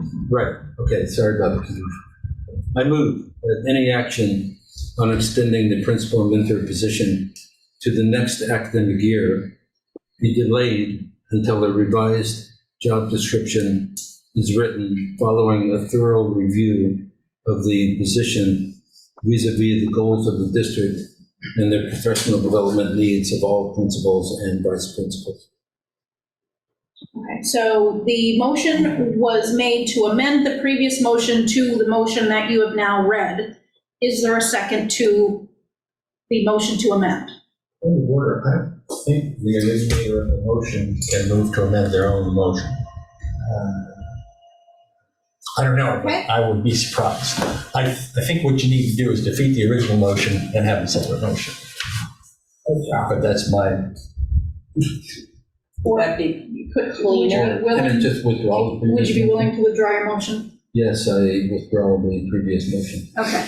Can I see your notes? Would you mind? I'm just like, so it was a long motion. Okay, so the previous motion was withdrawn. Did you have a new motion you would like to make? Yes. Third time's a charm. Do I have to read it again? Just the first part of the motion. Okay, I move that any action on extending the principal mentor position to the next academic year be delayed until the revised job description is written, following a thorough review of the position vis-a-vis the goals of the district and the professional development needs of all principals and vice principals. Okay. Tim, you don't want that broken into two positions? I'm not making that motion, no. Okay. Okay, Tim has made the motion. Is there a second? I'll second for discussion, yeah. Sorry, I have to keep it a long one. Okay, so is there any discussion on Tim's motion? I just need a second. Yeah, I think it should be broken into two positions. And I think that the current mentor, I don't even believe there was a job search. So interviewing for positions would be a good way to start. And I understand that some people really like the current one. I think it needs to be broken into two. This mentor was pre-selected. Normally, principals get to choose their own mentor, and there's steps that have been missed. It's a carryover from before we were even merged, I believe. So Tim, can I ask you can you clarify whether your motion addresses whether it's, whether you're envisioning this be one position or multiple positions, or is your motion No, envisioning that this is the first part of the process? Can you clarify that? yeah, this is the first part of the process. I'm not committed to splitting the position into two or three or maintaining it as one position. I think that we need to really vet the position first, in consideration of the goals and the professional needs of the administrators. So no, I don't think that we should commit to splitting it into two positions at all. Okay, Liz, so did you hear what Tim just explained? I did, as long as this is just the first step. So you are satisfied with the determination as to how this job would or wouldn't be split up, would be something that would happen in the future? Yeah, I guess so. Okay, thank you. Michelle? Yeah, so what I see, I had to hear this a few times to process what was being proposed. And I think that, I mean, as far as the delay, that would be something I would need to hear feedback from our superintendent on what would be reasonable to do that work, because we'd be essentially voting to ask them to do this revision and do an evaluation of this. But basically, I'm saying before we go into contract again. And so I don't know all of the side effects of that. But I think that what I'm getting from this is a recognition from the board that this position it's multifaceted and it's evolved, and we want clarity around the job description, and we want a clarity around that working relationship and what that process of accountability looks like, and that's a good thing. And I think the part of this motion I'm a little concerned about, and I will ask Mark to speak to this, is just is that we're basically, I think March is usually a time that we renew contracts, and it sounds like we're asking to hold off on renewing that contract until this work is done, and I would need to hear if that's even manageable from your perspective, Mark. Before Tim, can you just clarify, is that what you are? Yes. So you're asking to have the contract not for next year's school year, not be signed until this process is? Yeah, the district can negotiate a contract after March 30th. Yeah, I'm just trying to understand if that's what you were actually, okay, Right. all right, thank you. So Mark, would you like to speak to that? Our last meeting, we were asked to come to the meeting prepared to give feedback.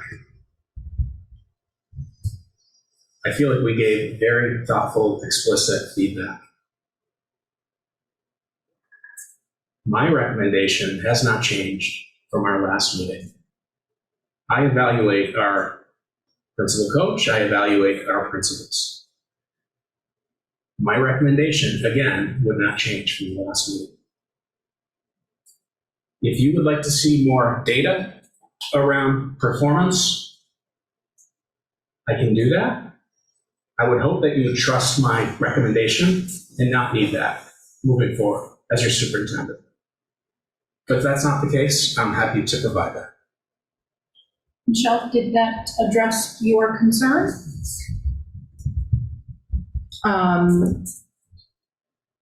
Well, I guess I'm just still, I mean, I think what I'm hearing proposed is like a delay in contracting, Mark. And so, I mean, is that, I'm thinking about our schedule and the reality of you being able to fine tune some of these requests by the board and bring this information back within the time frame of which a person would traditionally have their contract signed. And I'm not sure, I just want to, I mean, I don't know exactly when my understanding is sort of it's by the end of March. And is that something that's even manageable to do? What, I mean, I think it's okay for the board to ask for clarity around the positions, job duties, and what that feedback system looks like. But that would give you a window of between now and whenever a contract would be signed. And so I guess I'm just asking you, like, does that feel like a manageable update to be able to provide, or is that, To provide my recommendation? No, just to be able to provide clarity. I think what I'm hearing in this is just looking for clarity around the position's duties and the reporting system with you so that you're able to assess it. I think that that's the missing piece, if I'm reading this right, if I'm interpreting what I'm hearing right. I think it'd be very easy to clarify more specifically duties and the way the position interacts within our administrative team. Again, I feel like that was shared by me and our principals at the last meeting, but if that is needed in writing, I'm very easy and happy to do that. Does that address your concerns, or how do you want to speak to that? Again, I think it's more than just clarity of the position, but I think that this district is so different from when the position was first established. I would like to see us establish the goals that we have for the district, which are still undefined. We just presented for an hour and 15 minutes the goals of the school in district. September and June. That our principal coach has been a part of that development. Okay. Yeah.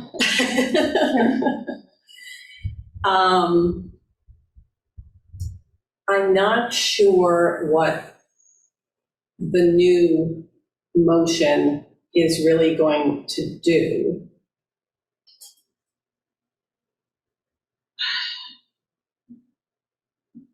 I spent 20 years as a project manager, and you always start with what's the problem, and then you define your solutions. I don't see the problem. I don't see that there is an issue. We heard from all of our administrators at the last meeting. What is happening now is working for them. So now we've got a solution to where there isn't a problem, and it's not a fully baked solution. So cases like this, we're just heading into chaos, and I know that's not anyone's intentions. I do think we all have the best intentions here. But moving forward on a path like this, we are just going to be known as the board that mucks up the SU, and I don't want that for us, and I know we don't want that for us. I wonder if there's another way, which is we take a pause and we say, let's get a couple board members together with a couple administrators and put a blank piece of paper and say, if we could give you the world, what would you want in a principal mentor and a principal coach? Build up something new and then bring it back to a board and say, hey, what about this? Maybe there is a different way of doing it. But to right now, when no one is saying there's a problem, make an absolute change and pull the rug out from all of our administrators would be a gut punch to them. I feel like that's not what we're supposed to do as board members. We're supposed to have their backs, sometimes prod them a little, sometimes push, sometimes say, hey, what do you need? This to me is a let's back off and say, okay, what do you need? We're in a good place right now. I know it doesn't seem like that, but we've got administrators who want coaching and mentoring, and we've got a board that wants to give it to them. Let's give it to them in the right way. Let's not pull the rug out and then say, okay, ball's in your court, Mark, go figure it out. Oh yeah, by the way, it's almost March. There's gotta be a better way to do this collaboratively. Let's get administrators with some board members and talk about what amazing thing could we do, my opinion. Again, nobody is suggesting that we change anything midstream. This is for the coming year. I think the board's responsibility is to look at the budget as we do every year and scrutinize every line item and see how it can be a little better. Sure. I don't mean to like repeat myself, but being a listener over time, I feel that how I have assessed the problem through the lens of the board and what is appropriate within our scope is simply, it's really just about seeking accountability, again, around clarity of what is the role, how do we understand that it's being in collaboration with our superintendent, because we evaluate our superintendent on seeing over these positions. And so I think at the last meeting, we heard that there was confidentiality and there wasn't like a tight knit connection there, which, could be a little problematic in reporting. So I feel like the problem is just that there is a lack of clarity around what is this position's like really defined role? How do they have a reporting system and align so that we understand how the superintendent works with them so that it aligns with our work with Mark? And then what does the reporting system look like so that he's able to come and share that feedback like we would hear from other administrator coaches? And I think that that's a really manageable. I think that that's manageable. I think that that's housekeeping, and just, we're working on this bigger system and cleaning up our documentation, our paperwork. I'm not sure that I think that declaring that we draw some lines around, like we're making assumptions when we say this could interfere with signing off on contracts. Because that means that we're making assumptions on what that job description is going to look like and things like that. So I feel like I think it's okay to ask the superintendent to do what I just said, to create that accountability for us so that we have clarity around it. I don't know that I don't think necessarily this is within our scope to say, but we don't want you to sign a contract in case we don't like the feedback that's coming, especially just a few weeks ahead of this time. And I don't know if this board will meet again. So that's a concern for me. But I do think it's okay. It's okay for the board to want clarity around a position and what that working relationship looks like and how that reporting system comes back to the board, because that's the process, right? That's what governing boards are about. Liz, it looks like you have your hand up. Yeah. So as everybody knows, the SD has been facing tremendous problems. And I think we need to do what we need to do to look at systems, look at people in place, look at what we're changing through policies, et cetera, and make sure that the changes that the SD board is making carries through to the SU and carries through to the principal mentor. The old system of sweeping it under the rug, and that's as recently as 6 or 7 years ago. is not healthy and it's not good. So I think it's incumbent upon this board to be looking at all of this in a view of the whole systems of both the SD and the SU. I certainly think our administrators deserve a mentor or mentors, and coaches, and I think that's a great thing. I'm actually thinking about executive session stuff that has to stay there, but I think we owe it to all of our kids to be very careful about how we proceed. So, thinking of this was expected to be the last meeting of this board.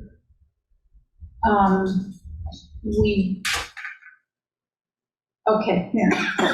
May I have permission to say Yes, terms? Okay, here I am, rogue principal. Mark's looking at me.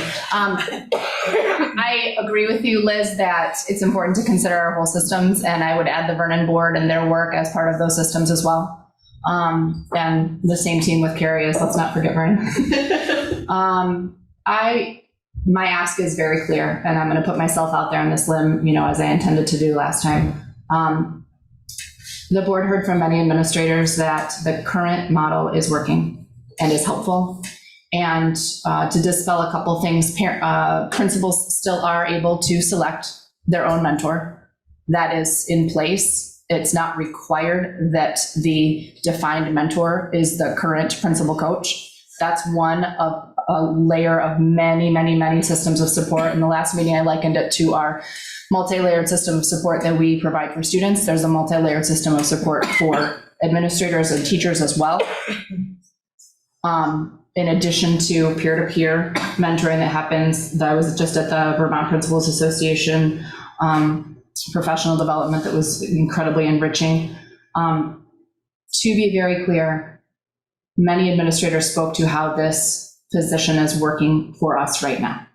It's working for us. It's beneficial in a time that's really hard and a job that's still really hard, although sometimes incredibly enriching.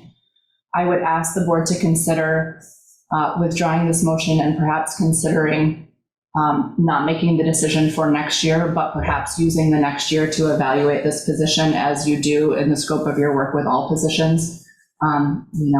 We have a lot of different, I said in a meeting today, everybody knows who the classroom teacher is, but who's this other guy that works with my kid? Who's this other woman that works with my, I think that it's part of the board's role to rely on the superintendent to evaluate all positions, including tweaking job descriptions, including asking for information about evaluations. But I would ask the board to consider withdrawing this motion and putting forward perhaps a motion to consider this position throughout the year in the next fiscal year so that there's time to be intentional about it, because I would echo what the chair said, that this, to me, would feel like the rug being pulled out at a vulnerable time.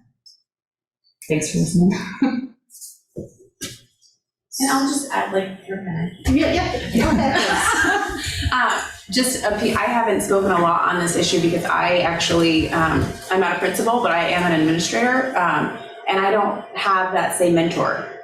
It was determined that it actually made sense for me to have a different mentor that has high expertise in special education specifically. And so that has been really supportive for me, and that the district actually helped me realize that that would be a good path for me and more beneficial for what I needed specifically as an administrator. And so I just wanted to put it out there that not only is there that flexibility a possibility, it was recommended to me. Mark helped me set that up to make sure that I had the expertise that I needed to do my job really well. And that relationship has been fundamental in my functioning and learning this new, very challenging role. And, it is a steep learning curve being an administrator. And so I can't imagine somebody saying you're not going to have that person that you've worked all year to build a really solid, trusting relationship with. That would make it very difficult for me to do my job.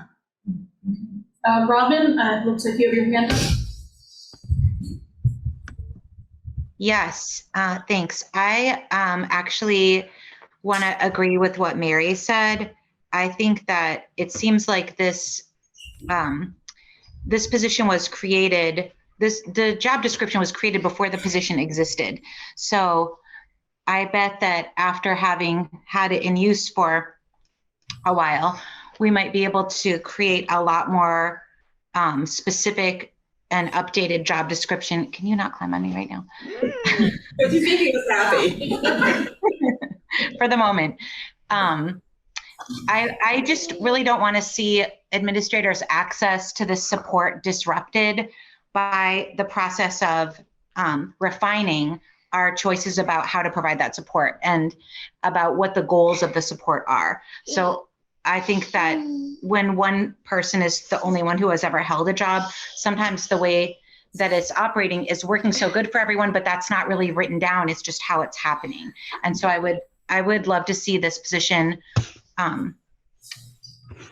take time to see what kind of support everyone thinks should be a part of it. Because to be honest with you, Andy already tried to retire once. Okay, and he's gotten into this position, but he's not going to be in it forever. So even if everyone loves how it's going, I still think that there's a need to define this a little bit more specifically so that we're prepared for the future. And I really think that the most important thing is not disrupting administrators' access to the support that they are gaining from the role in its current form. Thank you, Robin. Cassie, it looks like you have your hand up. Hi, everyone. So I don't want to speak long. I appreciate the fact that I do feel heard in what I said last time. And I also appreciate, Tim's want and need for data in supporting this position, because I think that's incredibly important.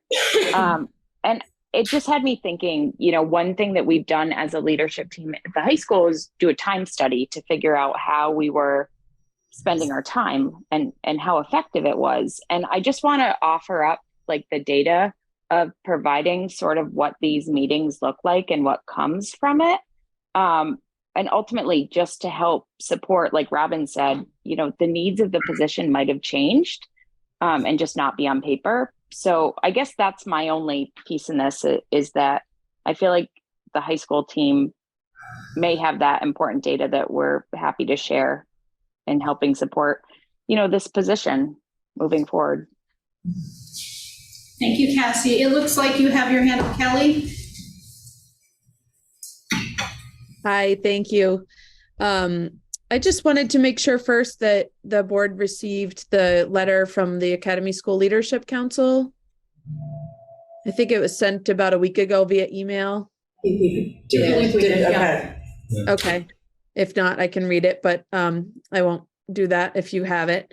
So, the Leadership Council felt strongly on, collectively that this position remain as is, and the reasons are outlined in the letter. But I want to go back to what Carrie said, that, about a problem. And we certainly are faced with a lot of challenges right now. And this really isn't one of them. And so I'm kind of still wondering why it's coming up as a problem that needs solving, why this line item would be scrutinized when it's grant funded. I certainly want to be fiscally responsible. I know we all work collaboratively to do that. And I just think that this isn't really the place to put our, to dwell on. I think that bringing up the time study, Cassie, I think we could really easily have the principal coach document what they're doing every month via a time study for that person. And they can certainly do that while upholding confidentiality of all of us. Like, for example, 30 minutes spent with Kelly Dias consulting about a, harassment case, something like that. We're not giving any information, but we're telling what that person was doing to support me. So I think that part would be easy, and we can definitely provide clarity on this position quite quickly and easily. I do think too, and Robin mentioned this, that the person holding this position right now was hired because of their experience. Hiring is the most important thing we do. as administrators and as a board. I know we all know that. And that person has experience at the elementary and the middle high school level. And so they're very capable of supporting all of us. But when he moves on and does really retire, I think that would be the really appropriate time to examine, do we need two different people, or, is there another candidate who has that experience universally from pre-K through 12, K through 12 that can support all administrators? But, that time may come, in the next couple of years, and that feels like the right time to really dive in. But please, I just would advocate again and echo Mary that you listen to the evidence that we've provided you and do not move forward with the motion tonight, because I think it would go a long way. We would feel really supported if you do. So thank you. Thank you, Kelly. It looks like, Julianne, you have your hand up. Oh, you're muted. It looks like you're muted. About that. Thank you to the previous speakers just now. Those are such important points. Just like any position, yes, we would want to evaluate this, and that, taking time to do that, not having that be rushed, I think is so important, because as a principal sitting here thinking that there could be like a disruption in the level of support that we are able to receive, next year, or having, as Kelly mentioned, the need to dwell on this now where there's so many other urgent demands really does, provoke a lot of concern for us.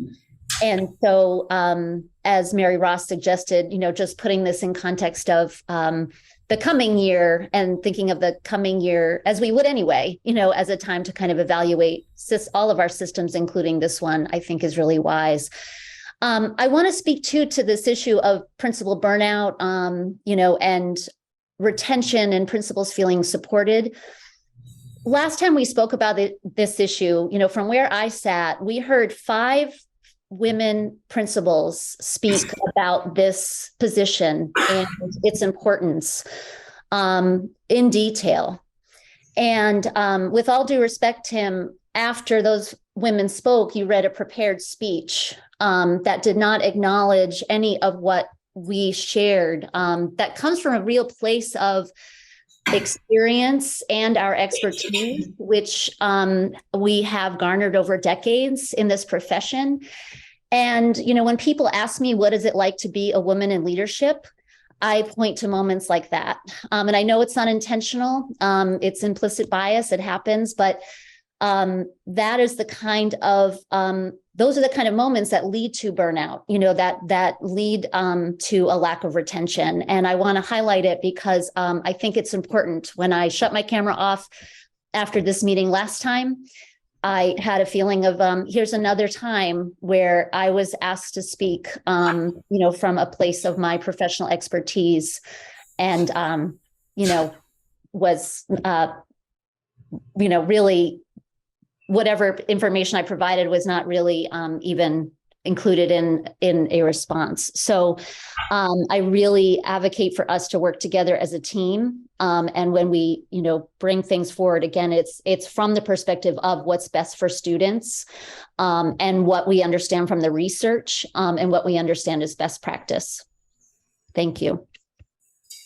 So, if I could respond to that. Sure. Yes, I read a prepared speech at the last meeting. Then we heard from the administrators, and I responded to the administrators that I absolutely heard you, and that's why it was tabled. That's why I was in favor of not voting then. Thank you. It would have been taking off the. I think it would have been voted to eliminate the position. But as far as being a male, not listening to women, well, I've tried my whole career to be very fair and equitable in my actions. I'm going to put Liz, did you? Yeah. So I'm wondering if, people are speaking about when the mentor retires, is going to be a drop off a cliff for people who are accustomed to working with this person.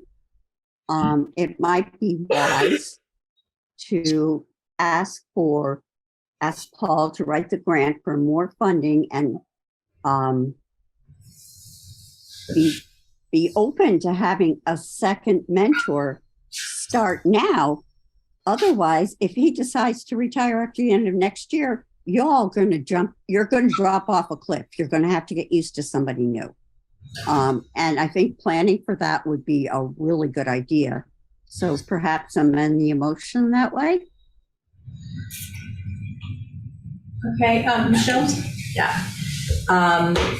So I want to thank those who have created some clarity for me, because some of the concerns that I've heard presented on the floor, both at the last meeting and this meeting, has been focused on exactly what you just talked about, Whitney, about identifying, a mentor that can best serve that principal. And I didn't have clarity that there was choice, and I support choice. I actually think that, handpicking a mentor and assigning it to someone, I would prefer to see the professional services like the principal associations utilized.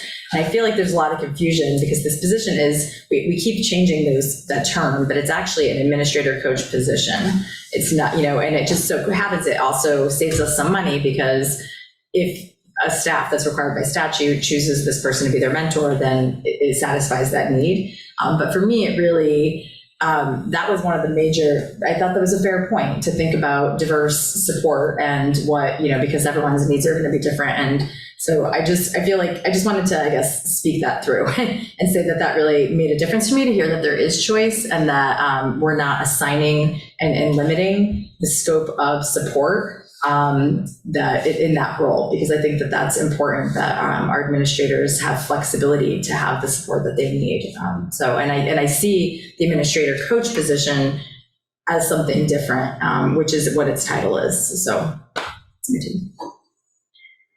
So I'm going to ask Paul a question that Liz sort of brought up, and I'm wondering if you can, it's a wonderful thing to say, write a grant to get more money. But I mean, if we could just do that, I think we would just do that for everything. But so my question to you is that something that is realistic, is reasonable? And if that is possible, is it possible at this point? Can you speak to that process and where we would be for the current term for that? Specific grant we're talking about is Title IIA, Eisenhower funds, federal funding that comes through the state to the district. We are allocated a certain amount based on student population. And we create the plan for how we wish to use those funds in a set of strategies in what are called investment strategies that I write up and present to the AOE. It has to be reviewed by the AOE, and those strategies have to follow follow certain rules. But within that, as long as they're following the rules and doing the things that we, sort of Title II is intended to do, then those strategies get approved. One of those strategies is the administrative coach. Another of those strategies is a literacy coach or a math coach, or in one of the other titles, some of my funding, some of Bryn's funding. So what I think is being referred to is if there were additional needs identified, we could allocate some of those Title II funds for those additional needs, understanding that if we fund those, then we may not fund something else, maybe something we don't need anymore, right? And it's such a moving target on a yearly basis, based on the needs that we've talked about, based on the continuous improvement plan. We identify those as a group, identify those investment strategies that are important, and I sort of convert that into the grant that goes upstate. So you're saying that it's not, in order for us to, if it was determined that we needed another person, a second person or a half person in addition or whatnot, whatever, if we're thinking about that, that it's not a matter of writing more of a grant, it's a matter of pulling from some. Right. Most people think about grants as the competitive grants, and certainly there are a number of competitive grants, including the summer grant that Brent just wrote that got us $150,000. But this particular pot of money is categorical funds, and we're identified with a certain amount for the district, and then we weigh priorities and say we want to put our funds into these categories. So from the point of view of can we do it? Yes, we can do it. It's a question of balancing priorities.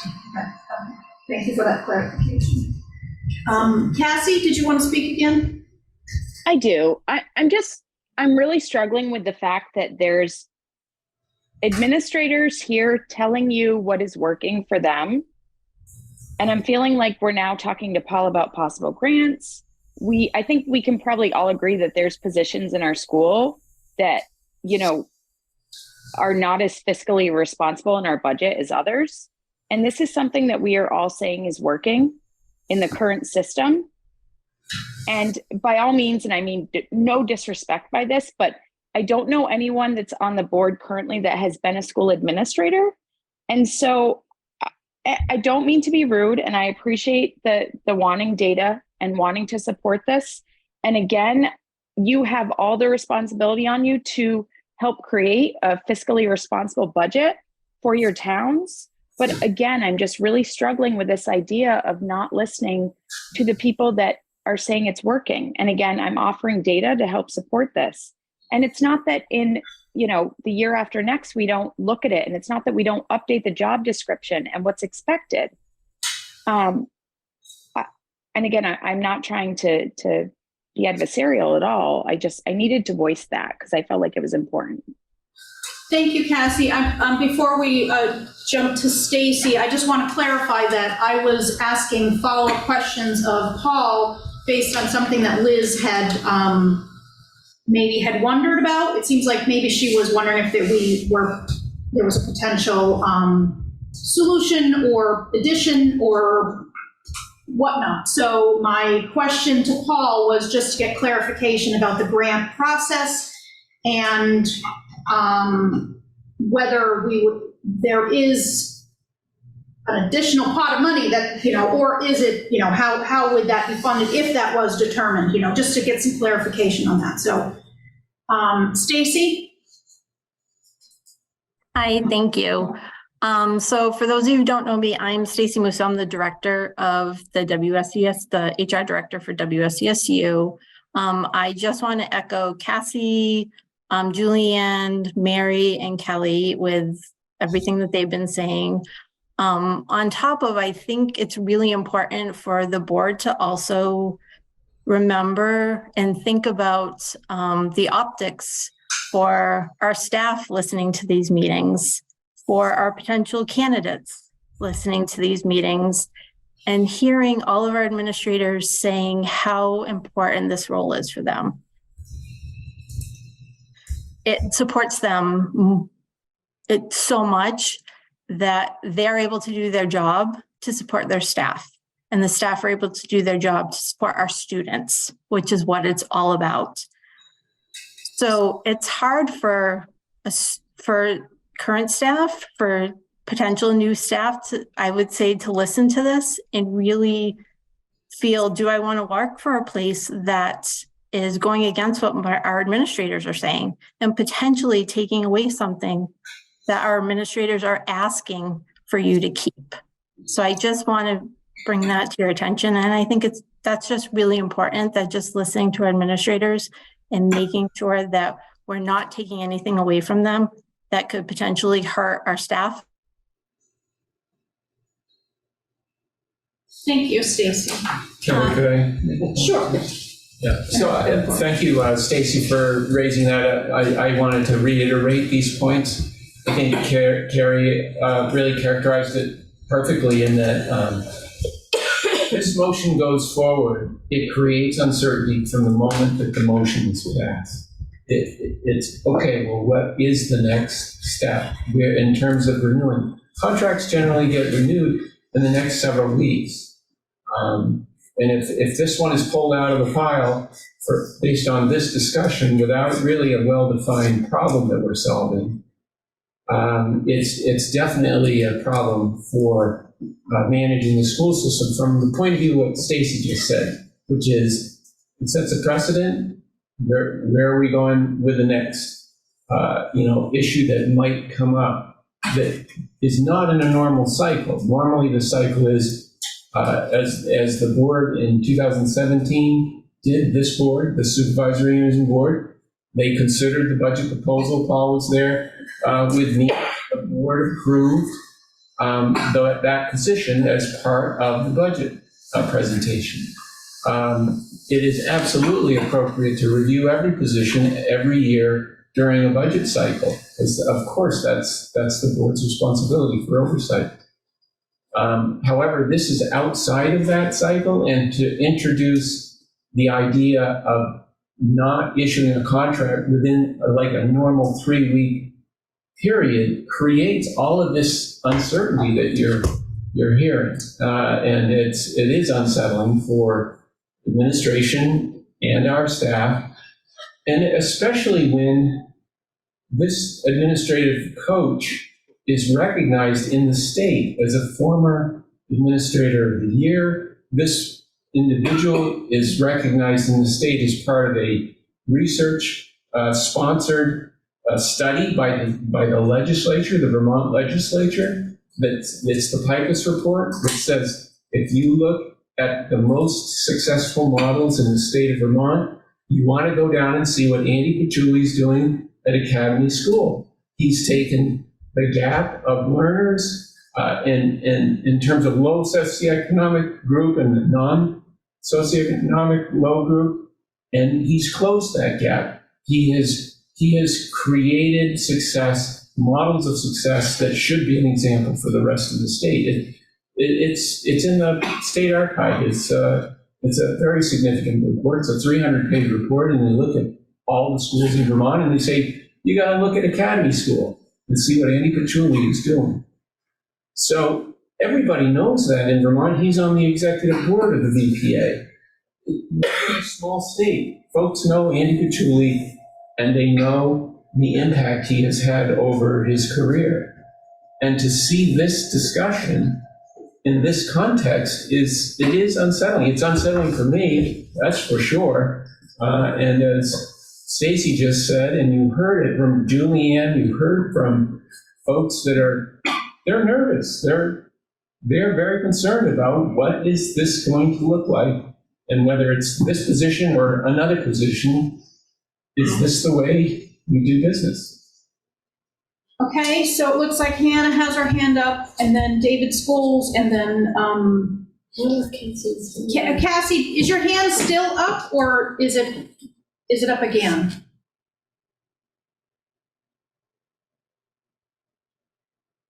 Well, we'll go to Hannah. If your hand is still up after David, then let's just keep going. Hannah? Yeah, thanks. So I just want to say, this is my first year in administration. I've been in education for, 15 to 18 years in lots of different roles. And I would be completely lost right now without this position. I think that this position allows me to be a stronger administrator. I also believe that this position allows me to have, I believe it saves the district a ton of money in legal fees because of the amount of questions that I would have that are pretty simply answered by somebody with this much experience. I would say I've heard a lot of discussion about looking outside of our district for support and mentors. My husband works in the next district over as an administrator and has for 17 years. And I come home asking him questions he can't answer because they're not focused on, he's not in the same district. So I think it's super important to have somebody with the amount of knowledge that this person has. And I love that this position exists. I think it's a position that we should utilize for years to come with experienced principals within our district who retire and can roll into this position if it's appropriate.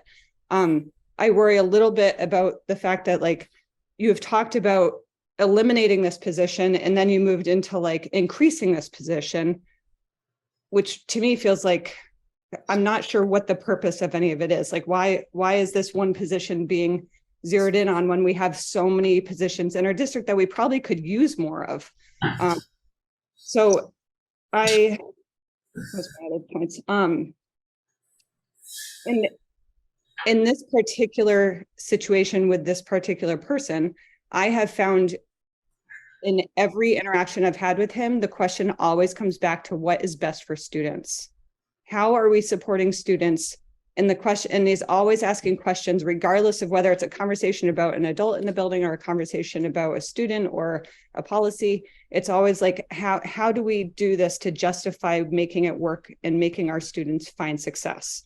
So I would just, I just feel very strongly that this position is very valuable to me as a first-year administrator. Thank you. David? Thanks, Kelly. This conversation has gone far beyond what Tim brought to the table this evening. And I just want to point out that there's nothing personal in anything that Tim talked about, and that the 2 points that he raised have really gotten lost is he's asked for accountability, and he's asked for a job description that reflects the goals of the shared goals of the district. And I mean, that's what he's asked for. And it's been taken way, way, way beyond that, which is really important. And by everyone, I'm not saying that this is administrators or board or anybody in particular, but the focus was lost. He's asking for accountability. He's asking for consistency in terms of positions being evaluated based on the goals of the district. And those are reasonable requests. Karen? So I think the difference is our superintendent has already told us that he will be doing evaluations of all of our administrators as part of his calendar. So that is going to happen for everybody. So let's let it happen. That's the accountability from my side of things. He said he's going to do it. Now we hold him accountable. He does. Those jobs all get evaluated, and then we can see. I think at any time we have the right, maybe I'm wrong, tell me, to say, hey, this job description needs some beefing up. Can you work on it and come back in a couple months with something? What I don't think we have the right to do, in my opinion, is to say, we don't like this, so don't sign a contract. That to me is an overreach of a board's authority. I think we should just vote on this. I hope we vote it down, and then we have a nice conversation with Mark and we say, beef up the job description.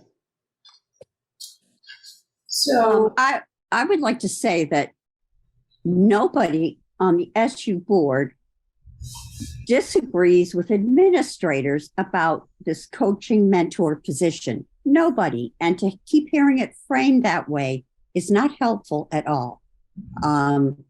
We fully support you guys having all the support that you need. That's not a question here. I do have concerns about you falling off a cliff in a year or two or whenever. If you have just one person there, that raises a question for me. If you're all used to one person, that person retires, then it sort of just gets out of whack a bit. And that's why I asked, maybe could we increase it to have one other person so that cliff isn't hanging out there. Because I don't know if anybody knows when this person's going to retire. So we fully support you, and there's no question about that. Okay, Kelly, I see your hand up, but I'm just going to take a moment here to say that, so it seems like the conversation has gone in a couple different directions, and one thing it seems like has been brought up, which I'm not sure that anyone, I certainly hadn't thought about it before, but that is the retirement of the person who is there. And I'm wondering if, I'm wondering if there would be the willingness to amend the motion to allow a contract to be signed and for this process to go through for the next year, and maybe include a more information about the job description, and in light of the fact that this person may retire, they may decide, so I don't think, it seems like it might, at the very least, be helpful to have, be preparing, or, getting your ducks in a row, but I don't know if there is I say that kind of as a sort of a little bit of information that, or suggestion, but I'm not sure if there is a willingness to amend the motion to allow the contract to be signed for next year, and if,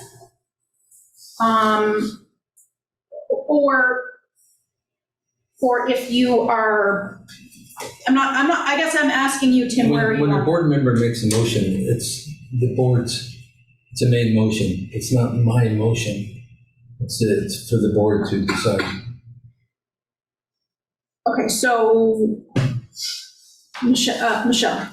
So just two things. One, I appreciate how invested and thoughtful everyone's being, and when we are thinking ahead about the issues and the concerns that our administrative team are going to have to deal with, because eventually this person will retire. I also understand that that's not our problem.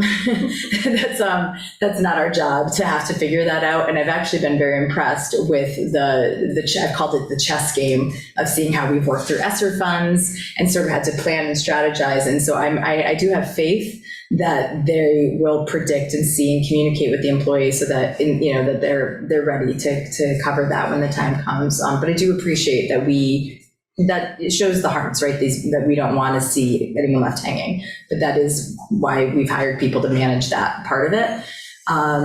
But I will motion to amend Tim's motion I have to see your words, but to request that our superintendent come back to the board with clarity around the job description and just a reporting system, as we sort of spoke to. So essentially what I am motioning, that we amend the motion to rescind the piece that states any restrictions on contracts moving forward. So is your motion essentially Tim's motion, except the portion where he indicates that a contract would not be signed for the next school year? So yes, I am essentially motioning to amend the motion to request that the superintendent provide the board with a revised job description and provide feedback as a review of the position via the goals of the district and the professional development needs as stated. Second. Okay, so Michelle has made the motion to amend the motion, and Carrie has seconded it. Is there any discussion on the amendment?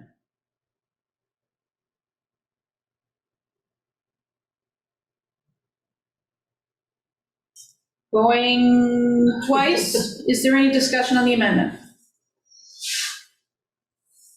And a third time, and we are now voting. All those in favor? There's no Oh, Kelly? Did you want to speak to the amendment or something in particular right now? I just had a quick clarification for the minutes. I didn't hear anyone say that we'd be left hanging or off a cliff if this person retires. And if my point came across like that, I apologize, because I certainly didn't intend for that. My point was simply that the experience of the person currently in this position covers all of our needs K through 12. And if and when they retire, we would want to examine the candidate coming in or candidates coming in to make sure that all levels of school would be supported. So I just don't want the impression to be that, we'd be, hanging if this person left. And I think, Liz, your idea about having an overlap person come in and get trained is great. But I don't, I just didn't want that word to be mine for the record, because it's not what I said. Okay, thank you, Kelly. So now we are back to the amendment. All those in favor of amending the motion, please signify by saying aye. Aye. Aye. Any opposed or abstentions? I think we're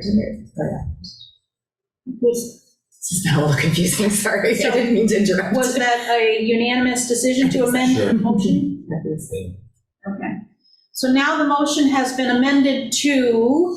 The motion has been amended to request the superintendent report back to the board with clarity and a revised job description to meet and based on a review of the position and to report that back to the board.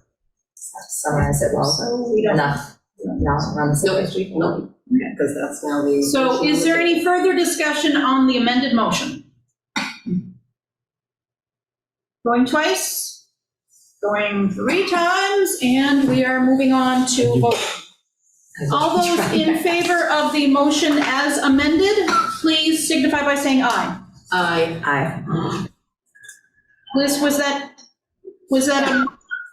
I'm sorry? Aye. I have concerns about it, but I'll vote aye. Okay, and Tim, Yeah, you were voting aye? yeah. Okay.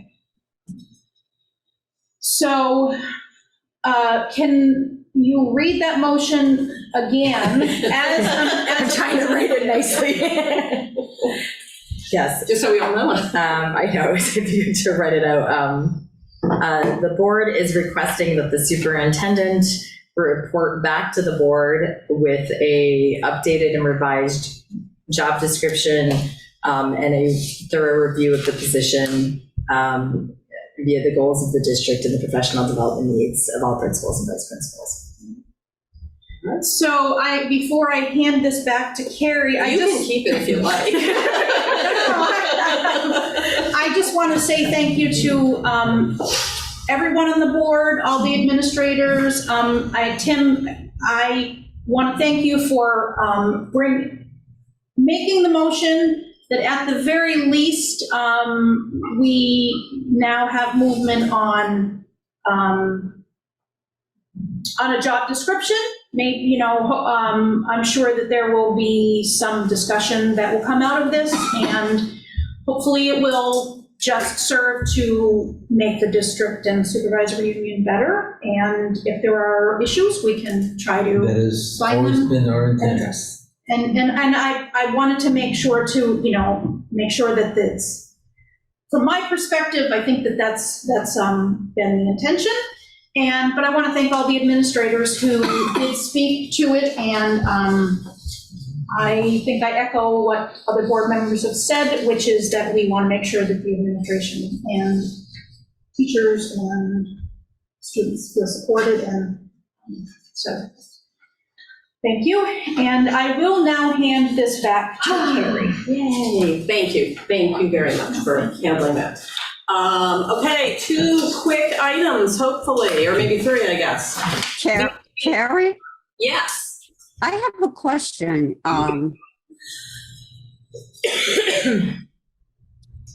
Would it be appropriate to hire a quarter-time coach mentor to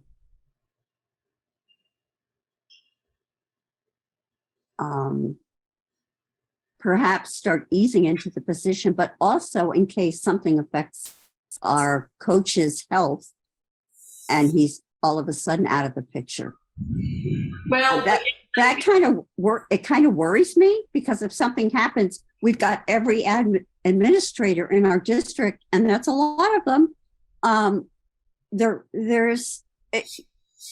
You get my point, right? I do, but I would say this. We have to remember our role as a school board. We only have one hire, and that's Mark. We've hired Mark to handle all of that. So if a principal is out, Mark figures it out. If something happens to somebody, Mark figures it out. Well, can I ask Mark what he thinks of that? Because Mark's already very busy. I mean. Right. Well, and I guess that's where I would say, I feel like this is that great topic that we should be having at a board retreat where we say, what's everybody's number one concern? What are you most worried about? You know, we did this in Vernon when we had our board with Mark and Mary, and it was like, tell us your biggest challenge. And then that built the discussion. I feel like this is one of those where we should come in and say, Liz, what's your biggest worry for the district? And if you say transition planning, well, Mark now has that as something he might want to consider. And if all 5 of us say transition planning, then guess what, Mark?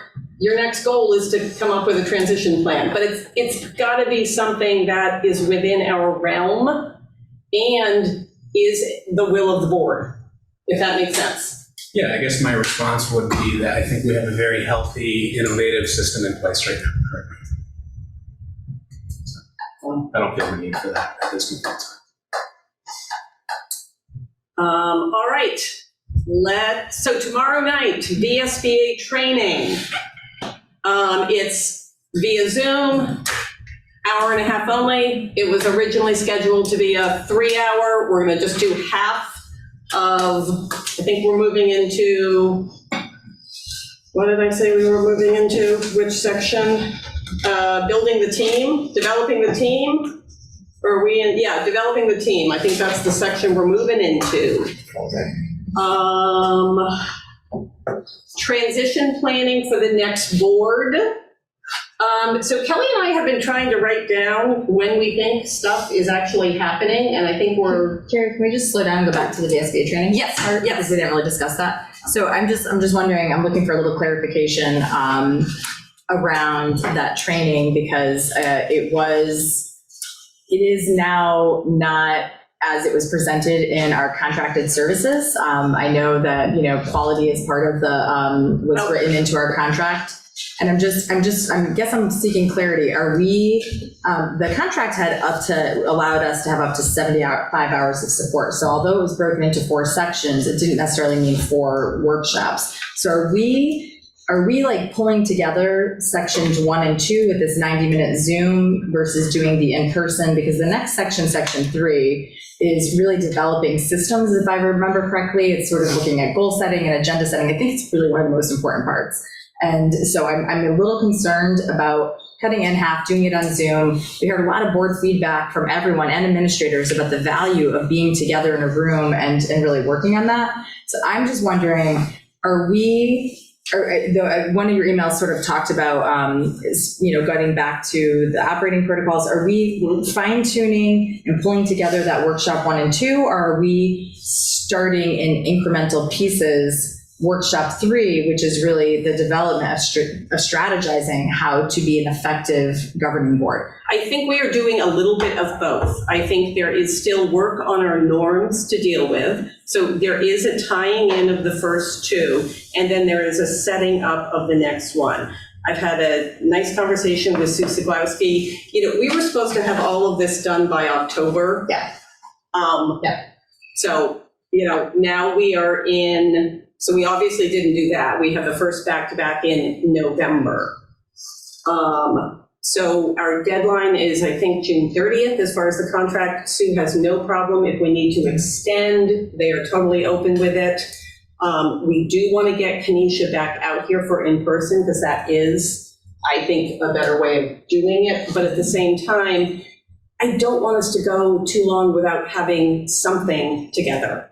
So that's where we are at the moment. So next steps after this workshop would be, and I know that it was challenging for people to have to come, board members specifically, the administrators, and it would be because I think they're supposed to participate in the next 2.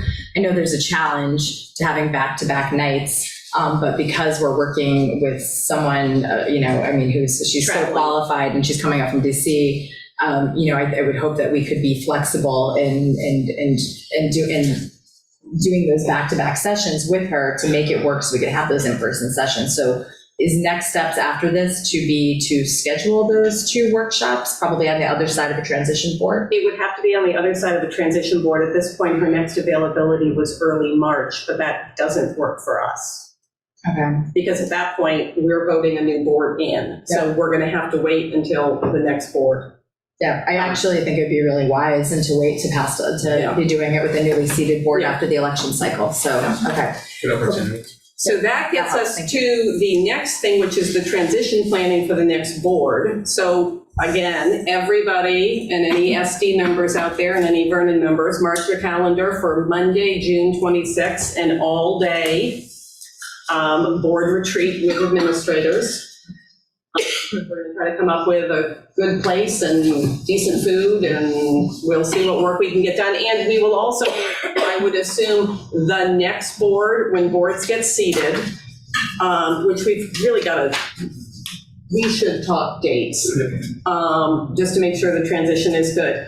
I know Kelly's working on some information to be able to hand over to the next board. I'm working on some information to hand over to the next board. There was one other thing. What else there was? And we should make sure that items such as the June retreat is on it. Right. So things like that, just to make sure that when the next board is seated, you've got a list in front of you of here's where they left off and where you are to pick up. David, I see your hand up. Yeah, Carrie, I just, one thing you said earlier, that this will be the last meeting of this board. The one, I forget the number of the bill that was just passed, but it says that the SD members retain their seats until the annual meeting. And I don't know if the Vernon member will be elected and seated before then or not. So it may not have to be your last meeting. Really? Yeah, I was thinking that actually. We were looking at that. So, yeah, I mean, I'm out as of March 7th. So the SD board, you guys stay on until March 22nd. So the new start after the meeting.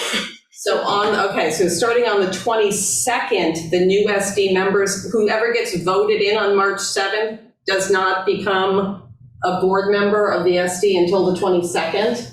That's correct. Okay. And the 8th would be I'm sorry, I'm looking at her. Yeah, no, still the 8th. The 8th would be. The problem is on March 8th, there isn't a Vernon board member. Yeah, I'm not suggesting that you have to meet, just that you could. Yeah. So I think that's where maybe as outgoing chairs, as we call ourselves, Kelly and I should talk to Mark just to see when are the dates so that those next meetings can get warned for reorganization. Okay. Yeah, that's very confusing with you guys on the SD doing it that way. I don't think it's our choice. It's well-defined in statute. All right, retirements and new hires. One retirement, Deb Clemente, special educator in early childhood, is retiring. Is there a motion to accept with regret and thanks? And congratulations. The retirement of Deb Clemente. So, thank you, Michelle. Is there a second? Second. Liz, you get it. All right, all those in favor? Aye. Aye. All right, don't vote, sorry. I'll back in the ground for a moment. Is there a favorite motion of the night? Madam Chair, I motion with no further business, I motion to adjourn at 8:51. Is there a second? Thank you, Kelly. All those in favor? Aye. Thanks, everybody. Thank you.